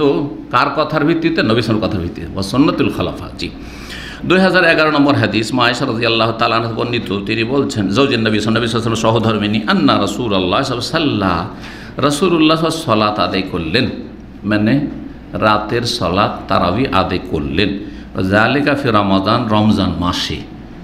কিন্তু একেবারে সংক্ষেপ করে দেওয়া হয়েছে, কয়দিন আদায় করলেন, হ্যাঁ, কীভাবে আদায় করলেন, আর বাকি দিনগুলো বাড়িতে নিয়মিত পড়েছেন, এতগুলি কথা আছে। চলেন, সামনে আসছেন 2012 নম্বর হাদিস, মা আয়েশা রাদিয়াল্লাহু তাআলা আনহা থেকে উরওয়া বর্ণনা করছেন, বলছেন, আন্না রাসূলুল্লাহ খারাজা লাইলাতান মিন জাওফিল লাইল, রাসূলুল্লাহ সাল্লাল্লাহু আলাইহি ওয়াসাল্লাম এক রাতে, গভীর রাতে বের হলেন। জওফ মানে পেট, জওফ পেটকে বলা হয়। জাওফিল লাইলে মানে গভীর রাতে, বেশি রাত হওয়ার পরে, ধরেন 11টা-12টা হয়ে গেছে, মানুষ প্রায় ঘুমিয়ে যাওয়ার মতো এই সময়টা বেরিয়েছেন, অথবা 12টা-1টা হয়ে গেছে, এই সময় আর কি। ফাসাল্লা ফিল মসজিদে, মসজিদে গিয়ে সালাত আদায় করলেন। তাহলে অন্য দিনে কি করতেন? বাড়িতেই আদায় করতেন। গোটা বছর যে তারাবি পড়ছেন, তাহাজ্জুদ পড়ছেন, ওইটাই এখন নাম যাই দেন না কেন, ওই নামাজটা পড়ার জন্য, ওই সালাতটা পড়ার জন্য মসজিদে গেলেন। তাহলে বোঝা গেল, কেউ যদি তাহাজ্জুদ পড়ে অভ্যস্ত হয় আর মাঝে মাঝে মসজিদে গিয়েও তাহাজ্জুদ পড়ে তো কোনো অসুবিধা নেই, ব্যাস লোক দেখানোর নিয়ত না আসে, শয়তান সুযোগ না নেই। আর যত গোপনে মসজিদের চাইতে বাড়িতে পড়লে বেশি নেকি পেতেন বাসায় পড়লে, যদি বাসায় তো এরকম পরিবেশ থাকে। অনেকের বাসায় পরিবেশ আছে, অনেকের বাসায় পরিবেশ নেই। আপনারা অনেকে যে ব্যাচেলার থাকছেন, সালাত পড়ার মতো জায়গা নেই, জি, ভালো এরকম পরিবেশ নেই, ধরেন আশেপাশে সিগারেটের গন্ধ, অথবা পরিবেশও নেই, পড়ার মতো জায়গা নেই, লাইট জ্বালানো যাবে না, কোন রকম করে রুম থেকে বেরোতে হবে, সব বেনামাজিরা পাল এখানে বাস করে, ঠিক আছে। আর তাহাজ্জুদ পড়বেন আপনি, তাহলে মসজিদে চলে আসেন, কোনো অসুবিধা নেই। আপনার নিয়ত ভালো যে আমি ভালো করে ভালো পরিবেশে আমি তাহাজ্জুদটা পড়বো, কিন্তু বাড়িতে ভালো পরিবেশ আছে, মাশাআল্লাহ, বাড়ি আপনার নির্জনে রুম আছে, সেখানে যেভাবে ইবাদতবন্দি করে মানুষের সামনে এসে করবেন, আরও 2-4 জন হয়তো আছে, মসজিদ আছে, আর আপনি তাহাজ্জুদ পড়ছেন, যদিও জায়েজ, কিন্তু এটা অত উত্তম নয় যত উত্তম নির্জনে সুন্নত নফল বা তাহাজ্জুদ পড়লেন, তাহাজ্জুদ। তো রাসূলুল্লাহ সাল্লাল্লাহু গভীর রাতে বেরোলেন, এক রাত, ফাসাল্লা ফিল মসজিদে সালাত আদায় করলেন। ওয়াসাল্লা রিজালুন বিসসালাতি, কিছু লোক জানতে পেরে নিয়েছেন, আছেন কিছু আল্লাহর বান্দা যে আছেন সাহাবায়ে কেরামদের, তারা তার সালাতে ইক্তেদা করে জামাতে অল্প কিছু লোক পড়লেন। সেদিন প্রথম দিন ছিল। ফাসবাহান নাসু, সকাল হইল, ফাতাহাদ্দাসু, আপোষে গল্প শুরু হইল যে আজকে রাসূলুল্লাহ সাল্লাল্লাহু আলাইহি ওয়াসাল্লাম রাত 12টা-1টার দিকে অথবা 11টার দিকে চলে এসেছেন, আর তিনি সালাত শুরু করেছেন, তখন আমরা পিছনে লেগে গেছিলাম, আরে তোমরা গিয়েছো তো আমরা যাব, আজকের তো আমরা যাব। লোক সংখ্যা বেড়ে গেল। ফাজতামা আকসার মিনহুম, তার চাইতে বেশি সংখ্যায় লোকেরা জমা হয়ে গেল। ফাসাল্লা, নবী সাল্লাল্লাহু আলাইহি ওয়াসাল্লাম দ্বিতীয় রাতে সালাত আদায় করলে, ফাসাল্লাউ মাহু, তার সাথে অন্যরাও যারা হাজির হয়েছিল তারাও সালাত আদায় করলো। নিষেধ করলেন, জামাত করলেন না, করলেন না, চলো হাজির হয়েছে জামাত। ফাসবাহান নাসু, সকাল হইল লোকজনের, ফাতাহাদ্দাসু, আপোষে গল্প করা শুরু করলো একে অপরের সাথে, কথাবার্তা বললো। ফাকাসুরা আহলুল মসজিদে, মসজিদের মুসল্লির সংখ্যা বেড়ে গেল। মিনাল লাইলাতি সাল, তৃতীয় রাতে আরও সংখ্যা বেড়ে গেল। ফাখারাজা রাসূলুল্লাহ সাল্লাল্লাহু আলাইহি ওয়াসাল্লাম, রাসূলুল্লাহ তৃতীয় রাতও বের হইলেন। তারপরে বলছেন যে ফাসল্লিয়া বিসলাতিহি, তার সালাতের ইক্তেদা করে যারা ছিলেন উপস্থিত তারা সালাত আদায় করলেন, মানে তারাবির সালাত পড়লেন, রাতের সালাত পড়লেন। ফালাম্মা কানাতিল লাইলাতুর রাবিয়া, এখন তো গোটা মদিনায় খবর পৌঁছে গেছে। হ্যাঁ, ধীরে ধীরে খবর ঘরে ঘরে পৌঁছে গেছে। চতুর্থ রাত যখন আসলো, আজেজাল মসজিদ আন আহলিহি, মসজিদের যারা মুসল্লি সংখ্যা বা যারা উপস্থিতি তাদের কে সামলাতে পারছে না, মানে মসজিদে জায়গা হচ্ছে না, একবারে ভিড় ভাড় হয়ে গেছে। এত আগ্রহ নিয়ে মানুষ হাজির হয়েছে যে রাসূলুল্লাহ সাল্লাল্লাহু আলাইহি ওয়াসাল্লামের পেছনে এই গভীর রাতে আমরা কি করব, কিয়ামুল লাইল পড়বো, সালাতুল লাইল পড়বো, তারাবি পড়বো। মসজিদের সংকুলন হচ্ছে না। হাত্তা খারাজা লিসসালাতিস সুবহি, রাসূলুল্লাহ সাল্লাল্লাহু আলাইহি ওয়াসাল্লাম বেরোলেন না। দেখতে পাচ্ছেন কিন্তু, কারণ নবী দূরে ছিলেন নাকি না, একটা কাপড়ের পর্দা একটু উঠেলি, মা আয়েশার ঘর থেকে একটু উঠেলে দেখতে পাওয়া যাচ্ছে যে রওজা, হ্যাঁ, যে রিয়াজুল জান্নাহ, সেই একটু পর্দা উঠালে দেখতে পাওয়া যাচ্ছে। তার পাশে অন্যান্য যারা আজওয়াজ মুতাহহারাত লাইন ধরে যে কিসমুন নেসা যে চলে গেছে, মা আয়েশা রাদিয়াল্লাহু আনহার কবর, নবী সাল্লাল্লাহু আলাইহি ওয়াসাল্লামের কবর যেটা, মা আয়েশার রুম সেটা, আর সেখান থেকে কিন্তু লাইন ধরে এভাবে দেখাইতে হবে, কারণ কেবলার দিকে তো নয়। মসজিদে নববীর কিবলা কোন দিকে আছে? দক্ষিণ দিকে, দক্ষিণের দিকে, ঠিক না? দক্ষিণের দিকে, তাহলে এইভাবে আছে মসজিদে নববী, ঠিক না? মসজিদ নববী, তাহলে মসজিদে নববীতে এখানে রওজা আর এইখানে মা আয়েশা রাদিয়াল্লাহু তাআলা আনহার কক্ষ, আর এইভাবে যে কিসমুন নেসা মহিলা সেকশন এইদিকে চলে যাচ্ছে, এগুলো সব ছিল 9 বিবির ছোট ছোট করে একটা করে কক্ষ, হ্যাঁ, একটা করে হুজরা ছিল। একটা নবী সাল্লাল্লাহু আলাইহি ওয়াসাল্লামের এক বিবির ঘর মানে একটা ছোট্ট কক্ষ ছিল যাতে দুজন ঘুমানো যেত, আর তারপরে একটা ছোট্ট একটু উঠানের মতো ছিল যেটা ঘেরা ছিল।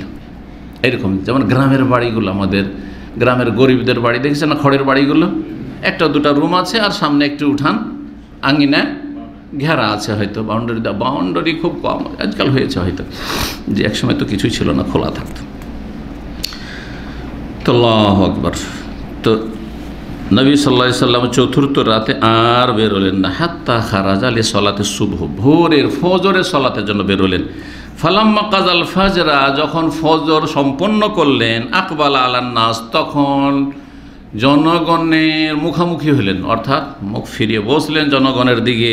ফাতাশাহাদার, তারপরে খুতবাতুল হাজা, তাশাহুদ পড়লেন, মানে আশহাদু আল্লা ইলাহা ইল্লাল্লাহ ওয়া আশহাদু আন্না মুহাম্মাদান আবদুহু ওয়া রাসূলুহু, এটা হচ্ছে তাশাহুদ, এটা হচ্ছে তাশাহুদ। তো তার আগে তার মানে আল্লাহর হামদ ও সানা, ইন্নাল হামদালিল্লাহ নাহমাদুহু ওয়া নাস্তাইনুহু, যেটা পড়েন সেটা পড়লেন। তাশাহুদ মানে হচ্ছে খুতবাতুল হাজা পড়লেন। সুম্মা কালা, তারপরে বললেন আম্মা বাদ, তাহলে খুতবাতুল হাজার পরে আম্মা বাদ বলা নবী সাল্লাল্লাহু আলাইহি ওয়াসাল্লাম সুন্নাত। অতঃপর যেমন আমরা নিজের ভাষাতে বললে একটা ভূমিকা বললাম, তারপর অতঃপর বা তারপরে, জি, ইত্যাদি। ফাইন্নাহু, তারপরে কি বলছেন নবী সাল্লাল্লাহু আলাইহি ওয়াসাল্লাম, ফাইন্নাহু লাম ইয়াখফা আলাইয়া মাকানুকুম, তোমাদের অবস্থান আমার ওপর অস্পষ্ট ছিল না, মানে তোমাদের যে অবস্থান, তোমরা মসজিদে এত ভিড়ভাড় করে জমা হয়েছো এই আশা নিয়ে যে আমার পিছনে ইক্তেদা করে তোমরা তারাবি পড়বে, কিয়ামুল লাইল পড়বে, এটা আমার অজানা ছিল না, আমার সব খবর আছে, সব জানছি, সব দেখতে পেয়েছি আমি, জি। ওয়ালাকিন্নী খাশিত, কেন আমি বেরিয়ে আসেনি, সারা রাত তোমরা অপেক্ষা করলে, তারপরে চলে গেলে শহরের সময়, কেন আসলাম না? আমি ভয় করেছিলাম, আশঙ্কা করছিলাম, আনতুফরাজা আলাইকুম, তোমাদের ওপর এই সালাত তারাবি ফরজ না হয়ে যায়, ফরজ করে না দেওয়া হয়। ফাতাজেজু আনহা, তখন তোমরা অপারগ হয়ে পড়বে, তখন তোমার কি হয়ে যাবে, অপারগ হয়ে যাবে, পারবে না।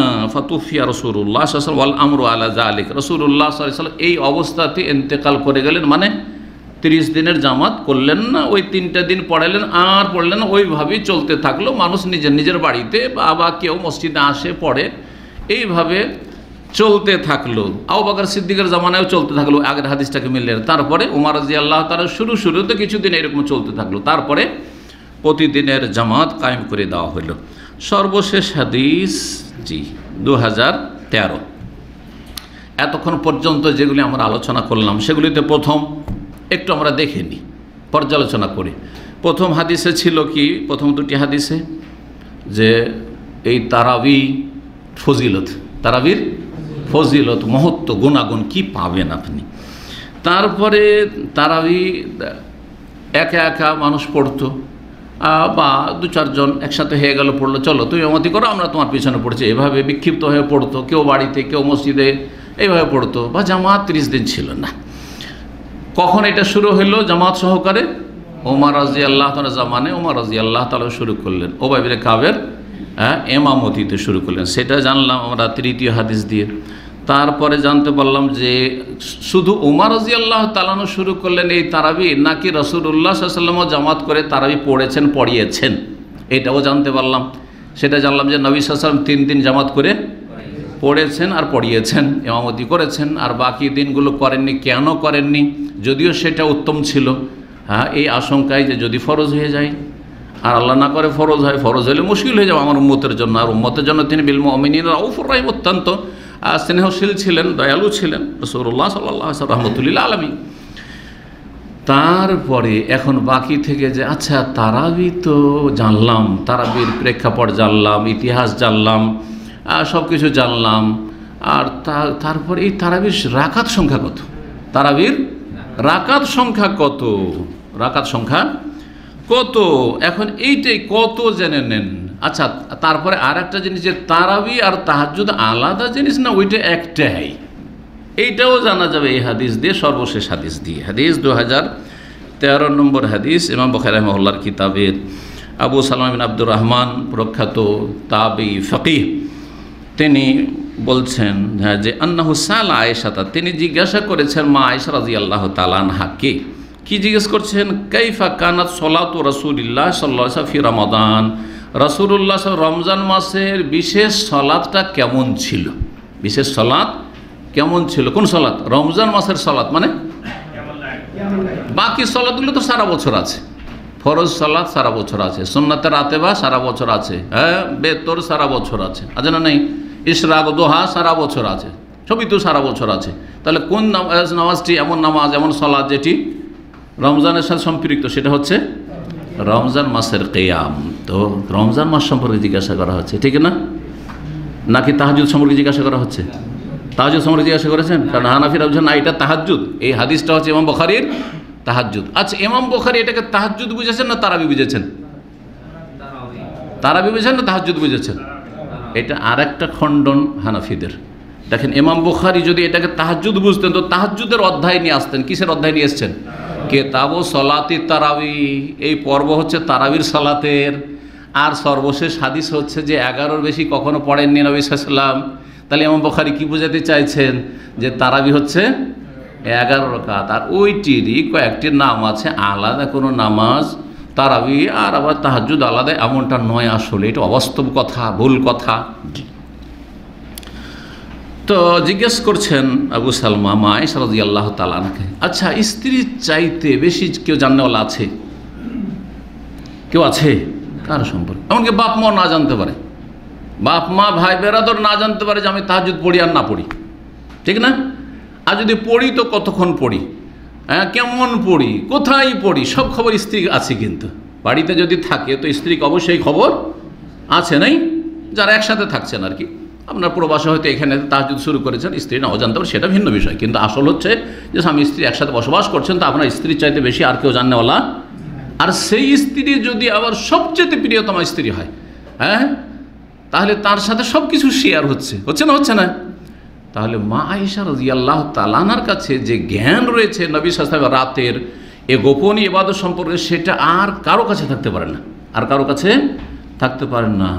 তো তাকে জিজ্ঞাসা করা হচ্ছে যে রমজান মাসে রাসূলুল্লাহ সাল্লাল্লাহু আলাইহি ওয়াসাল্লাম স্পেশাল সালাত, মানে তারাবি, তাহাজ্জুদ, কিয়ামুল লাইল, কিয়ামে রমাদান কেমন ছিল? ফাকালাত, মা আয়েশা বলেন, মা কানা ইয়াজিদু ফি রমাদানা ওয়ালা ফি গায়রিহি, রাসূলুল্লাহ সাল্লাল্লাহু আলাইহি ওয়াসাল্লাম রমজান মাসে হোক, ওয়ালা ফি গায়রিহি, অথবা অন্য কোনো মাসে হোক, গোটা বছর বেশি করতেন না। মা কানা করতেন না, ইয়াজিদু বেশি, এক একটা শব্দ শুনে নেন।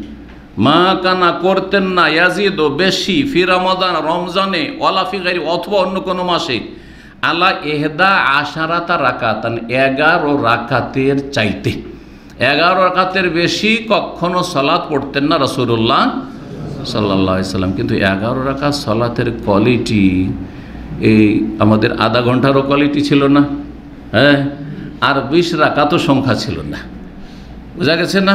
এই কোয়ালিটিও ছিল না আর এই কোয়ান্টিটিও ছিল না। 20 রাকাতওয়ালা যারা, এই 20 রাকাতও পড়েননি নবী সাল্লাল্লাহু আলাইহি সাল্লাম, আর এই এত সংক্ষেপে পড়েননি যে আধা ঘন্টা 40 মিনিটের মধ্যে তাড়াতাড়ি শেষ করতে হবে, না হলে মসজিদ খুঁজবে। বর্তমান অবস্থা আশেপাশে সব খবর রাখে এলাকার মুসল্লিরা যে সবচাইতে সংক্ষেপে শর্ট তাড়াতাড়ি কোন জায়গায় হয়, ওই মসজিদের জায়গা পাওয়া যায় না। 14 বছর বাস করেছি পাশের মহল্লায় হাইনাখিলে, এখানে পাশাপাশি 4টি মসজিদ আছে। অর্থাৎ আমার বাসা থেকে যে কোনো 4টি মসজিদে গেলে 2 মিনিট, 3 মিনিট, 4 মিনিট, 5 মিনিট, মানে 4টা মসজিদে এইরকম আর কি। একটা মসজিদ 2 মিনিটে যাওয়া যাবে, আরেকটা 3 মিনিট লাগবে, আরেকটা 4 মিনিট, আরেকটা 5 মিনিট লাগবে। কথা বোঝা গেছে? তার মধ্যে একটি মসজিদ সবচাইতে এক্সপ্রেস, একদম রাজধানী এক্সপ্রেস। ভারতের রাজধানী এক্সপ্রেস ট্রেনটা সবচেয়ে বেশি চলে, ওই জন্য রাজধানী এক্সপ্রেস বললাম। তো ওখানে এত ভিড় হতো যে ফরজের একামত হওয়ার পরে যদি জানতো মসজিদের জায়গা নেই, মসজিদের জায়গা নেই, ফুল হয়ে আছে। আর যেখানে সবচেয়ে লম্বা ওই কাম্বার আনসারি তো সবচেয়ে লম্বা হইতো, ওখানে যদি দেখছে যে তেলাওয়াত কারি খুব সুন্দর, তখন কিছু লোক কোয়ালিটিওয়ালা দূর দূর থেকে আসে।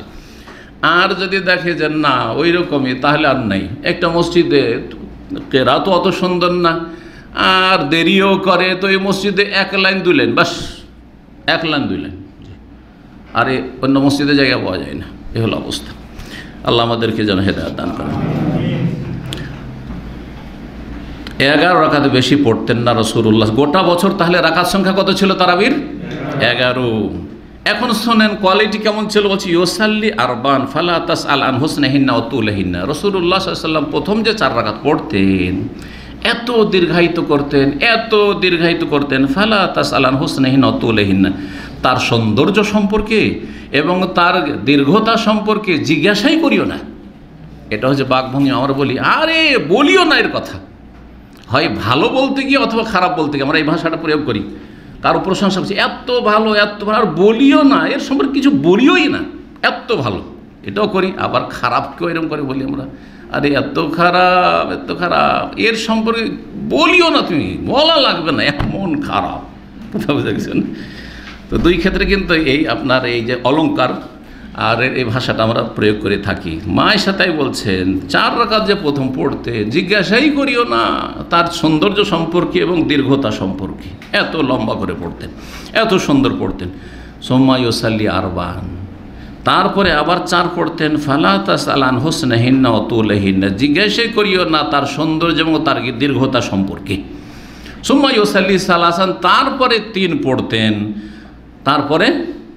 পড়তেন, ফাকুলতু ইয়া রাসূলাল্লাহ, তখন আমি বললাম, মায়েশা বলছেন যে হে আল্লাহ রাসূল, আতানামু ক্বাবলা আন তুতিরা, আপনি বেতর না পড়ে ঘুমিয়ে যাচ্ছেন, বেতর না পড়ে আপনি ঘুমিয়ে যাচ্ছেন। কালা ইয়া আয়েশা, হে আয়েশা শোনো, ইন্না আইনাইয়া তানামান, আমার 2 চোখ শুধু ঘুমায়, ওয়ালা ইয়ানামু কলবি, কিন্তু আমার হৃদয় কলব ঘুমায় না। নবী সাল্লাল্লাহু আলাইহি ওয়াসাল্লাম এটি খুসুসিয়াত, বৈশিষ্ট্য, যেটা কোনো মানুষের নেই। আমাদের যখন চোখ ঘুমিয়ে যায় তখন শরীরের অঙ্গ প্রত্যঙ্গগুলি সব অসাড় হয়ে যায়, ঘুমিয়ে যায়, আর যেটাকে আখুল মত বলা হয়েছে, মৃত্যুর ভাই, মৃত্যুর সদৃশ্য।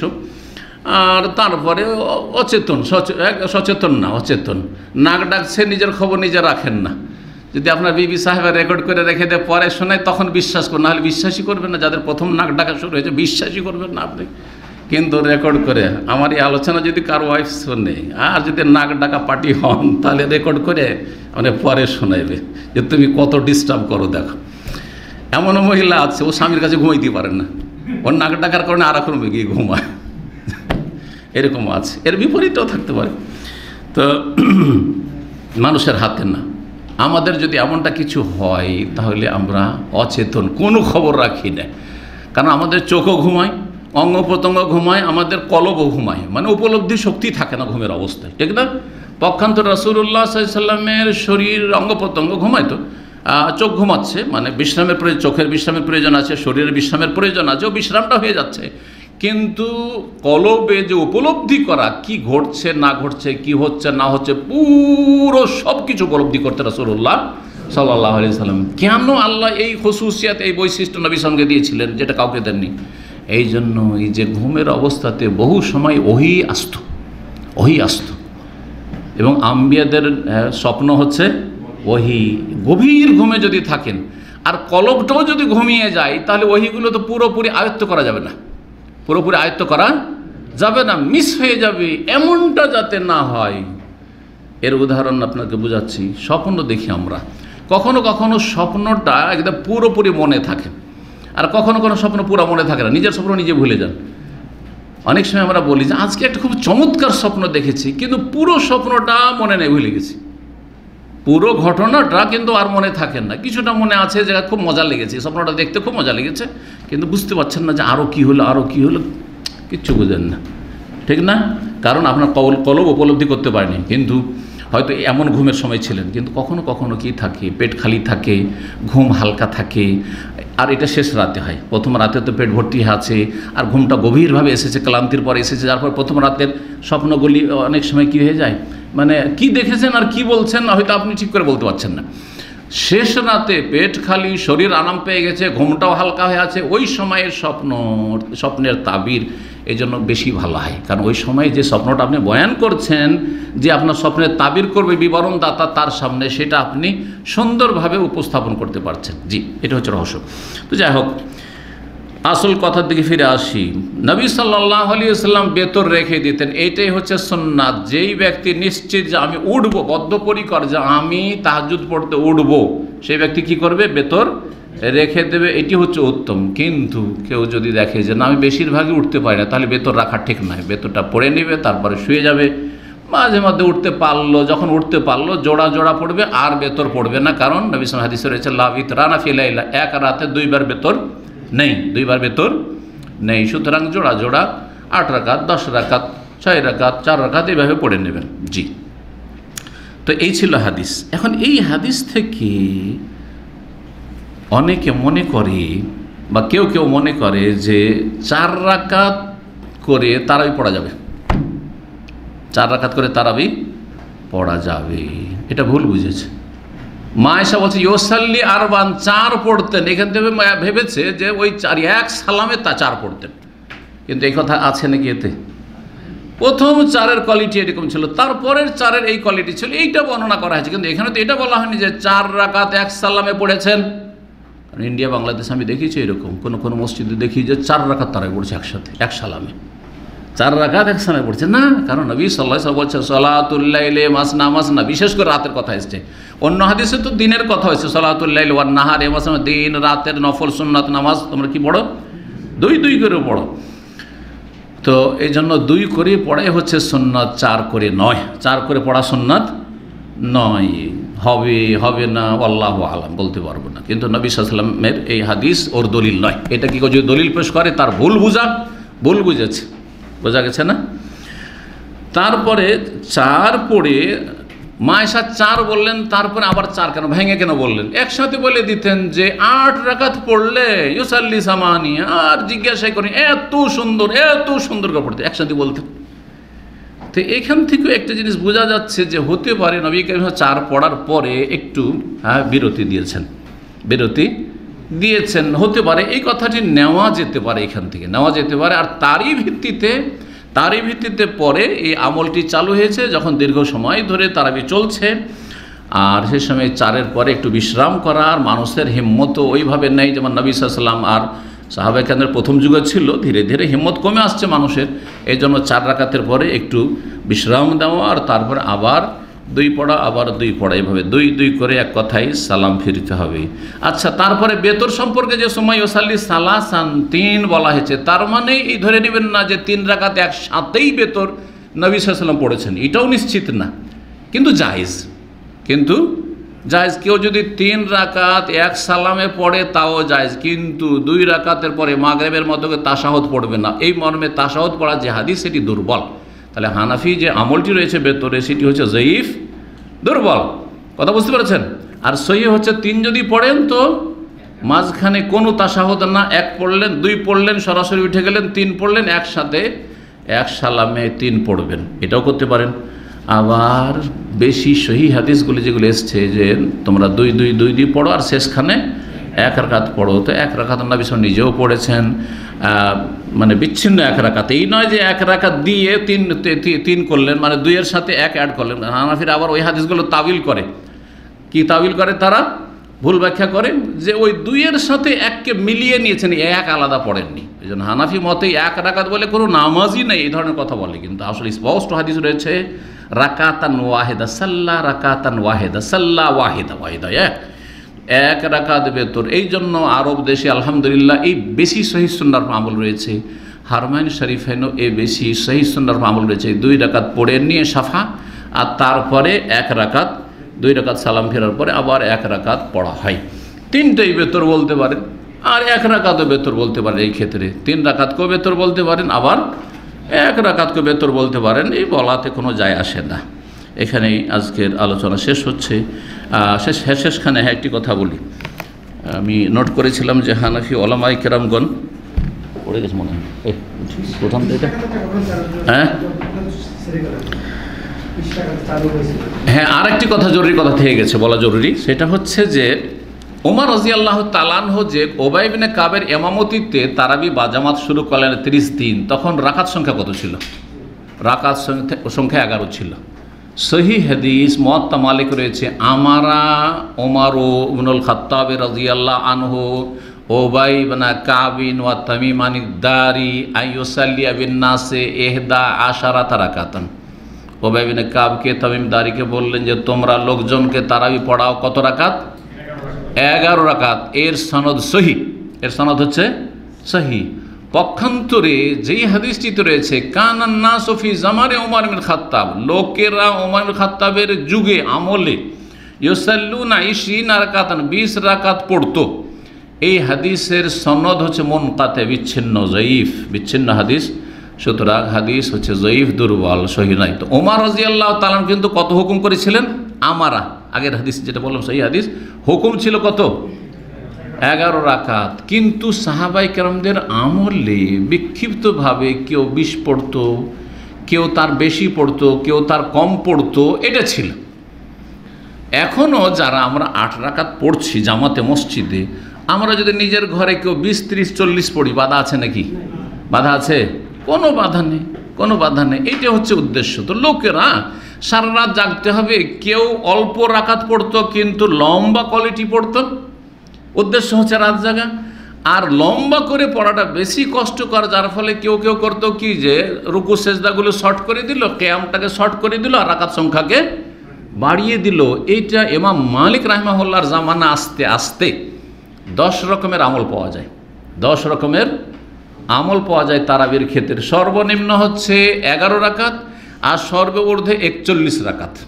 41 রাকাত ইমাম মালিক রাহিমাহুল্লাহর আমলে প্রমাণিত এটি, যে সেই যুগে ইমাম মালিকের জামানা মানে তাবাতাবিনের জামানা, তাবাতাবিনদের জামানাই সেই যুগে মদিনার লোকেরা 41 পড়ত। মদিনার লোকেরা কী করতো? কারণ রাকাত সংখ্যা বাড়ানো জায়েজ। কেউ যদি 100 পড়ে তো জায়েজ না, 101ও যদি কেউ পড়ে জায়েজ না। 100 পড়লো, তারপরে 1 রাকাত বেতর পড়ে নিল। কোনোদিন 80 পড়লো, দিয়ে 1 রাকাত বেতর পড়ে জায়েজ কিনা? ওই রকমই। তো সর্বঊর্ধ্বে 41-এর আমল পাওয়া যায় 10 রকমের আমলের মধ্যে। আর কখনো কখনো 37 পড়তো, 35 পড়তো, 33 পড়তো, 31 পড়তো, 25 পড়তো, 23 পড়তো, 21 পড়তো, 11ও পড়তো, আবার 13ও পড়তো। এতগুলি আমল আছে, এতগুলি প্রায় আমল আছে, আর সবগুলি জায়েজ। কিন্তু সুন্নাত হচ্ছে, সুন্নাত সংখ্যার দিক থেকে সুন্নাত হচ্ছে 11, আর কোয়ালিটির দিক থেকে সুন্নাত হচ্ছে দীর্ঘায়িত করা, লম্বা করে সুন্দর করে সালাত আদায় করা এবং দীর্ঘ সময় ধরে তেলাওয়াত করা, তেলাওয়াত শোনা।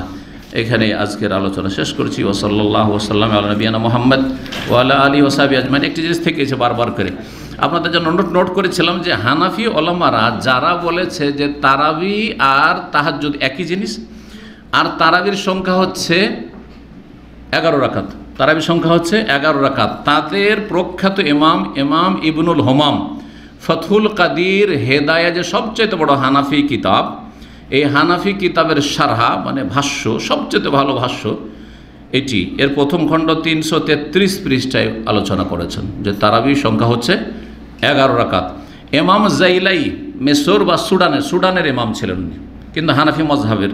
তার কিতাব রয়েছে নাসবুর রায়া ফি তাখরিজে হাদিসিল হেদায়ের যে হাদিসগুলি রয়েছে সেগুলির তিনি তাখরিজ করেছেন তার 493 পৃষ্ঠায়। এই কিতাব আমার কাছে আছে এক খণ্ডে, আমাদের হাদিস ফ্যাকাল্টিতে এই কিতাবটি দিয়েছিল, কারণ হাদিসের সাথে সম্পৃক্ত যেহেতু হাদিসের তাখরিজ। 493 পৃষ্ঠায় তিনিও বলেছেন যে তারাবি হচ্ছে 11 রাকাত। ইমাম বদরুদ্দিন আইনি উমদাতুল কারি, সহিহ বুখারীর প্রসিদ্ধ ভাষ্য হানাফিদের কাছে, সবচেয়ে ভালো ভাষ্য হানাফিদের কাছে হচ্ছে উমদাতুল কারি ইমাম আইনির। আর হাফেজ ইবনে হাজার রহমতুল্লাহ যেহেতু শাফি মাসলাকের ছিলেন সেজন্য সেটাকে তারা প্রাধান্য দেয় না, কিন্তু আগে ফতুল বারি লেখা হয়েছে, ফতুল বারি সবচেয়ে ভালো সারা। তো তার পঞ্চম খণ্ড 359 পৃষ্ঠায় হানাফি ইমাম মুহাদ্দিস ইমাম আইনি তিনি 11 রাকাতকে সুন্নাত বলেছেন এবং তারাবি তাহাজ্জুদ একই জিনিস। ইমাম সিন্ধি মোহাম্মদ হায়াত সিন্ধি তিনি তিরমিজির শারহ, তিরমিজির ভাষ্য করেছেন, আবু দাউদ ভাষ্য করেছেন, ইবনে মাজার ভাষ্য করেছেন, নাসাইর ভাষ্য করেছেন। নাসাইর ভাষ্যটা টিকাটা আমাদের দেশে দেওবন্দ থেকে ছাপে বা পাকিস্তান থেকে ছাপে পাওয়া যাবে এটা। তো ইমাম সিন্ধি তিনি প্রথম খণ্ড তার এই যে তিরমিজির ভাষ্য তাতে 423 পৃষ্ঠা, প্রথম খণ্ড 423 পৃষ্ঠা, তাতেও তিনি তারাবি সংখ্যা 11 রাকাত বলেছেন। হানাফিদের ইবনে তাইমিয়া, ইমাম ইবনে তাইমিয়া যেমন অন্যদের কাছে মুজাদ্দিদ এবং বড়ই মানে অসাধারণ অলৌকিক স্মৃতিশক্তির মালিক যিনি, আল্লাহ পাক রব্বুল আলামিন তাকে অসাধারণ স্মৃতিশক্তি দিয়েছিলেন। কোনো কথা শুনলে ভাষা বুঝেন না, মুখস্থ এখানে রেকর্ড হয়ে গেছে। এইরকম ইবনে তাইমিয়া রাহিমাহুল্লাহ, ইবনে তাইমিয়ার জীবনীতে রয়েছে। ঝগড়া করছে দুইজনে, আর ঝগড়াটা তিনি শুনছে, তার জীবনে এই ঘটনা বর্ণনা করা হয়েছে, কিছু বুঝেন না, ভাষা বুঝেন না, মানে আরবি ছাড়া অন্য ভাষায় হয়তো ল্যাটিন ভাষায় কোনো ভাষায় ঝগড়া চলছে, যা শুনেছেন ছোট ছেলে তখন নাবালক অবস্থায়, কিন্তু ঝগড়াটা দেখেছে। তো বলছে যে এরা কি নিয়ে ঝগড়া করছিল, বলছে যে আমি তো বুঝতে পারিনি তাদের কথা, কিন্তু আমি সব মুখস্থ রেখেছি, বলে দিতে পারবো।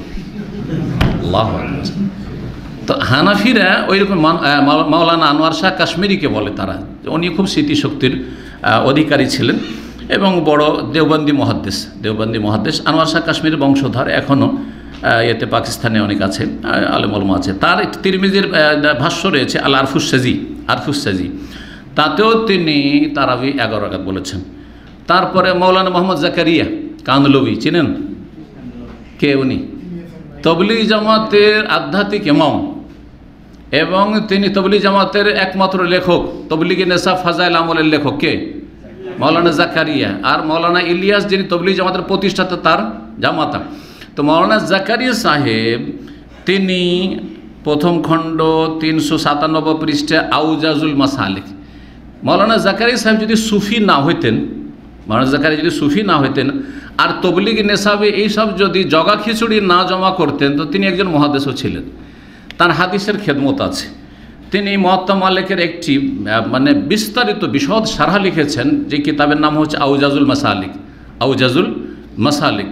এই আউজাজুল মাসালিক কয়েকখণ্ডে রয়েছে। প্রথম খণ্ড 397 পৃষ্ঠায় তিনিও স্বীকার করেছেন এই তবলিগি ইমাম যে তারাবি সংখ্যা 11 রাকাত, এবং তারাবি তাহাজ্জুদ একই জিনিস, আসলে আলাদা জিনিস নয়।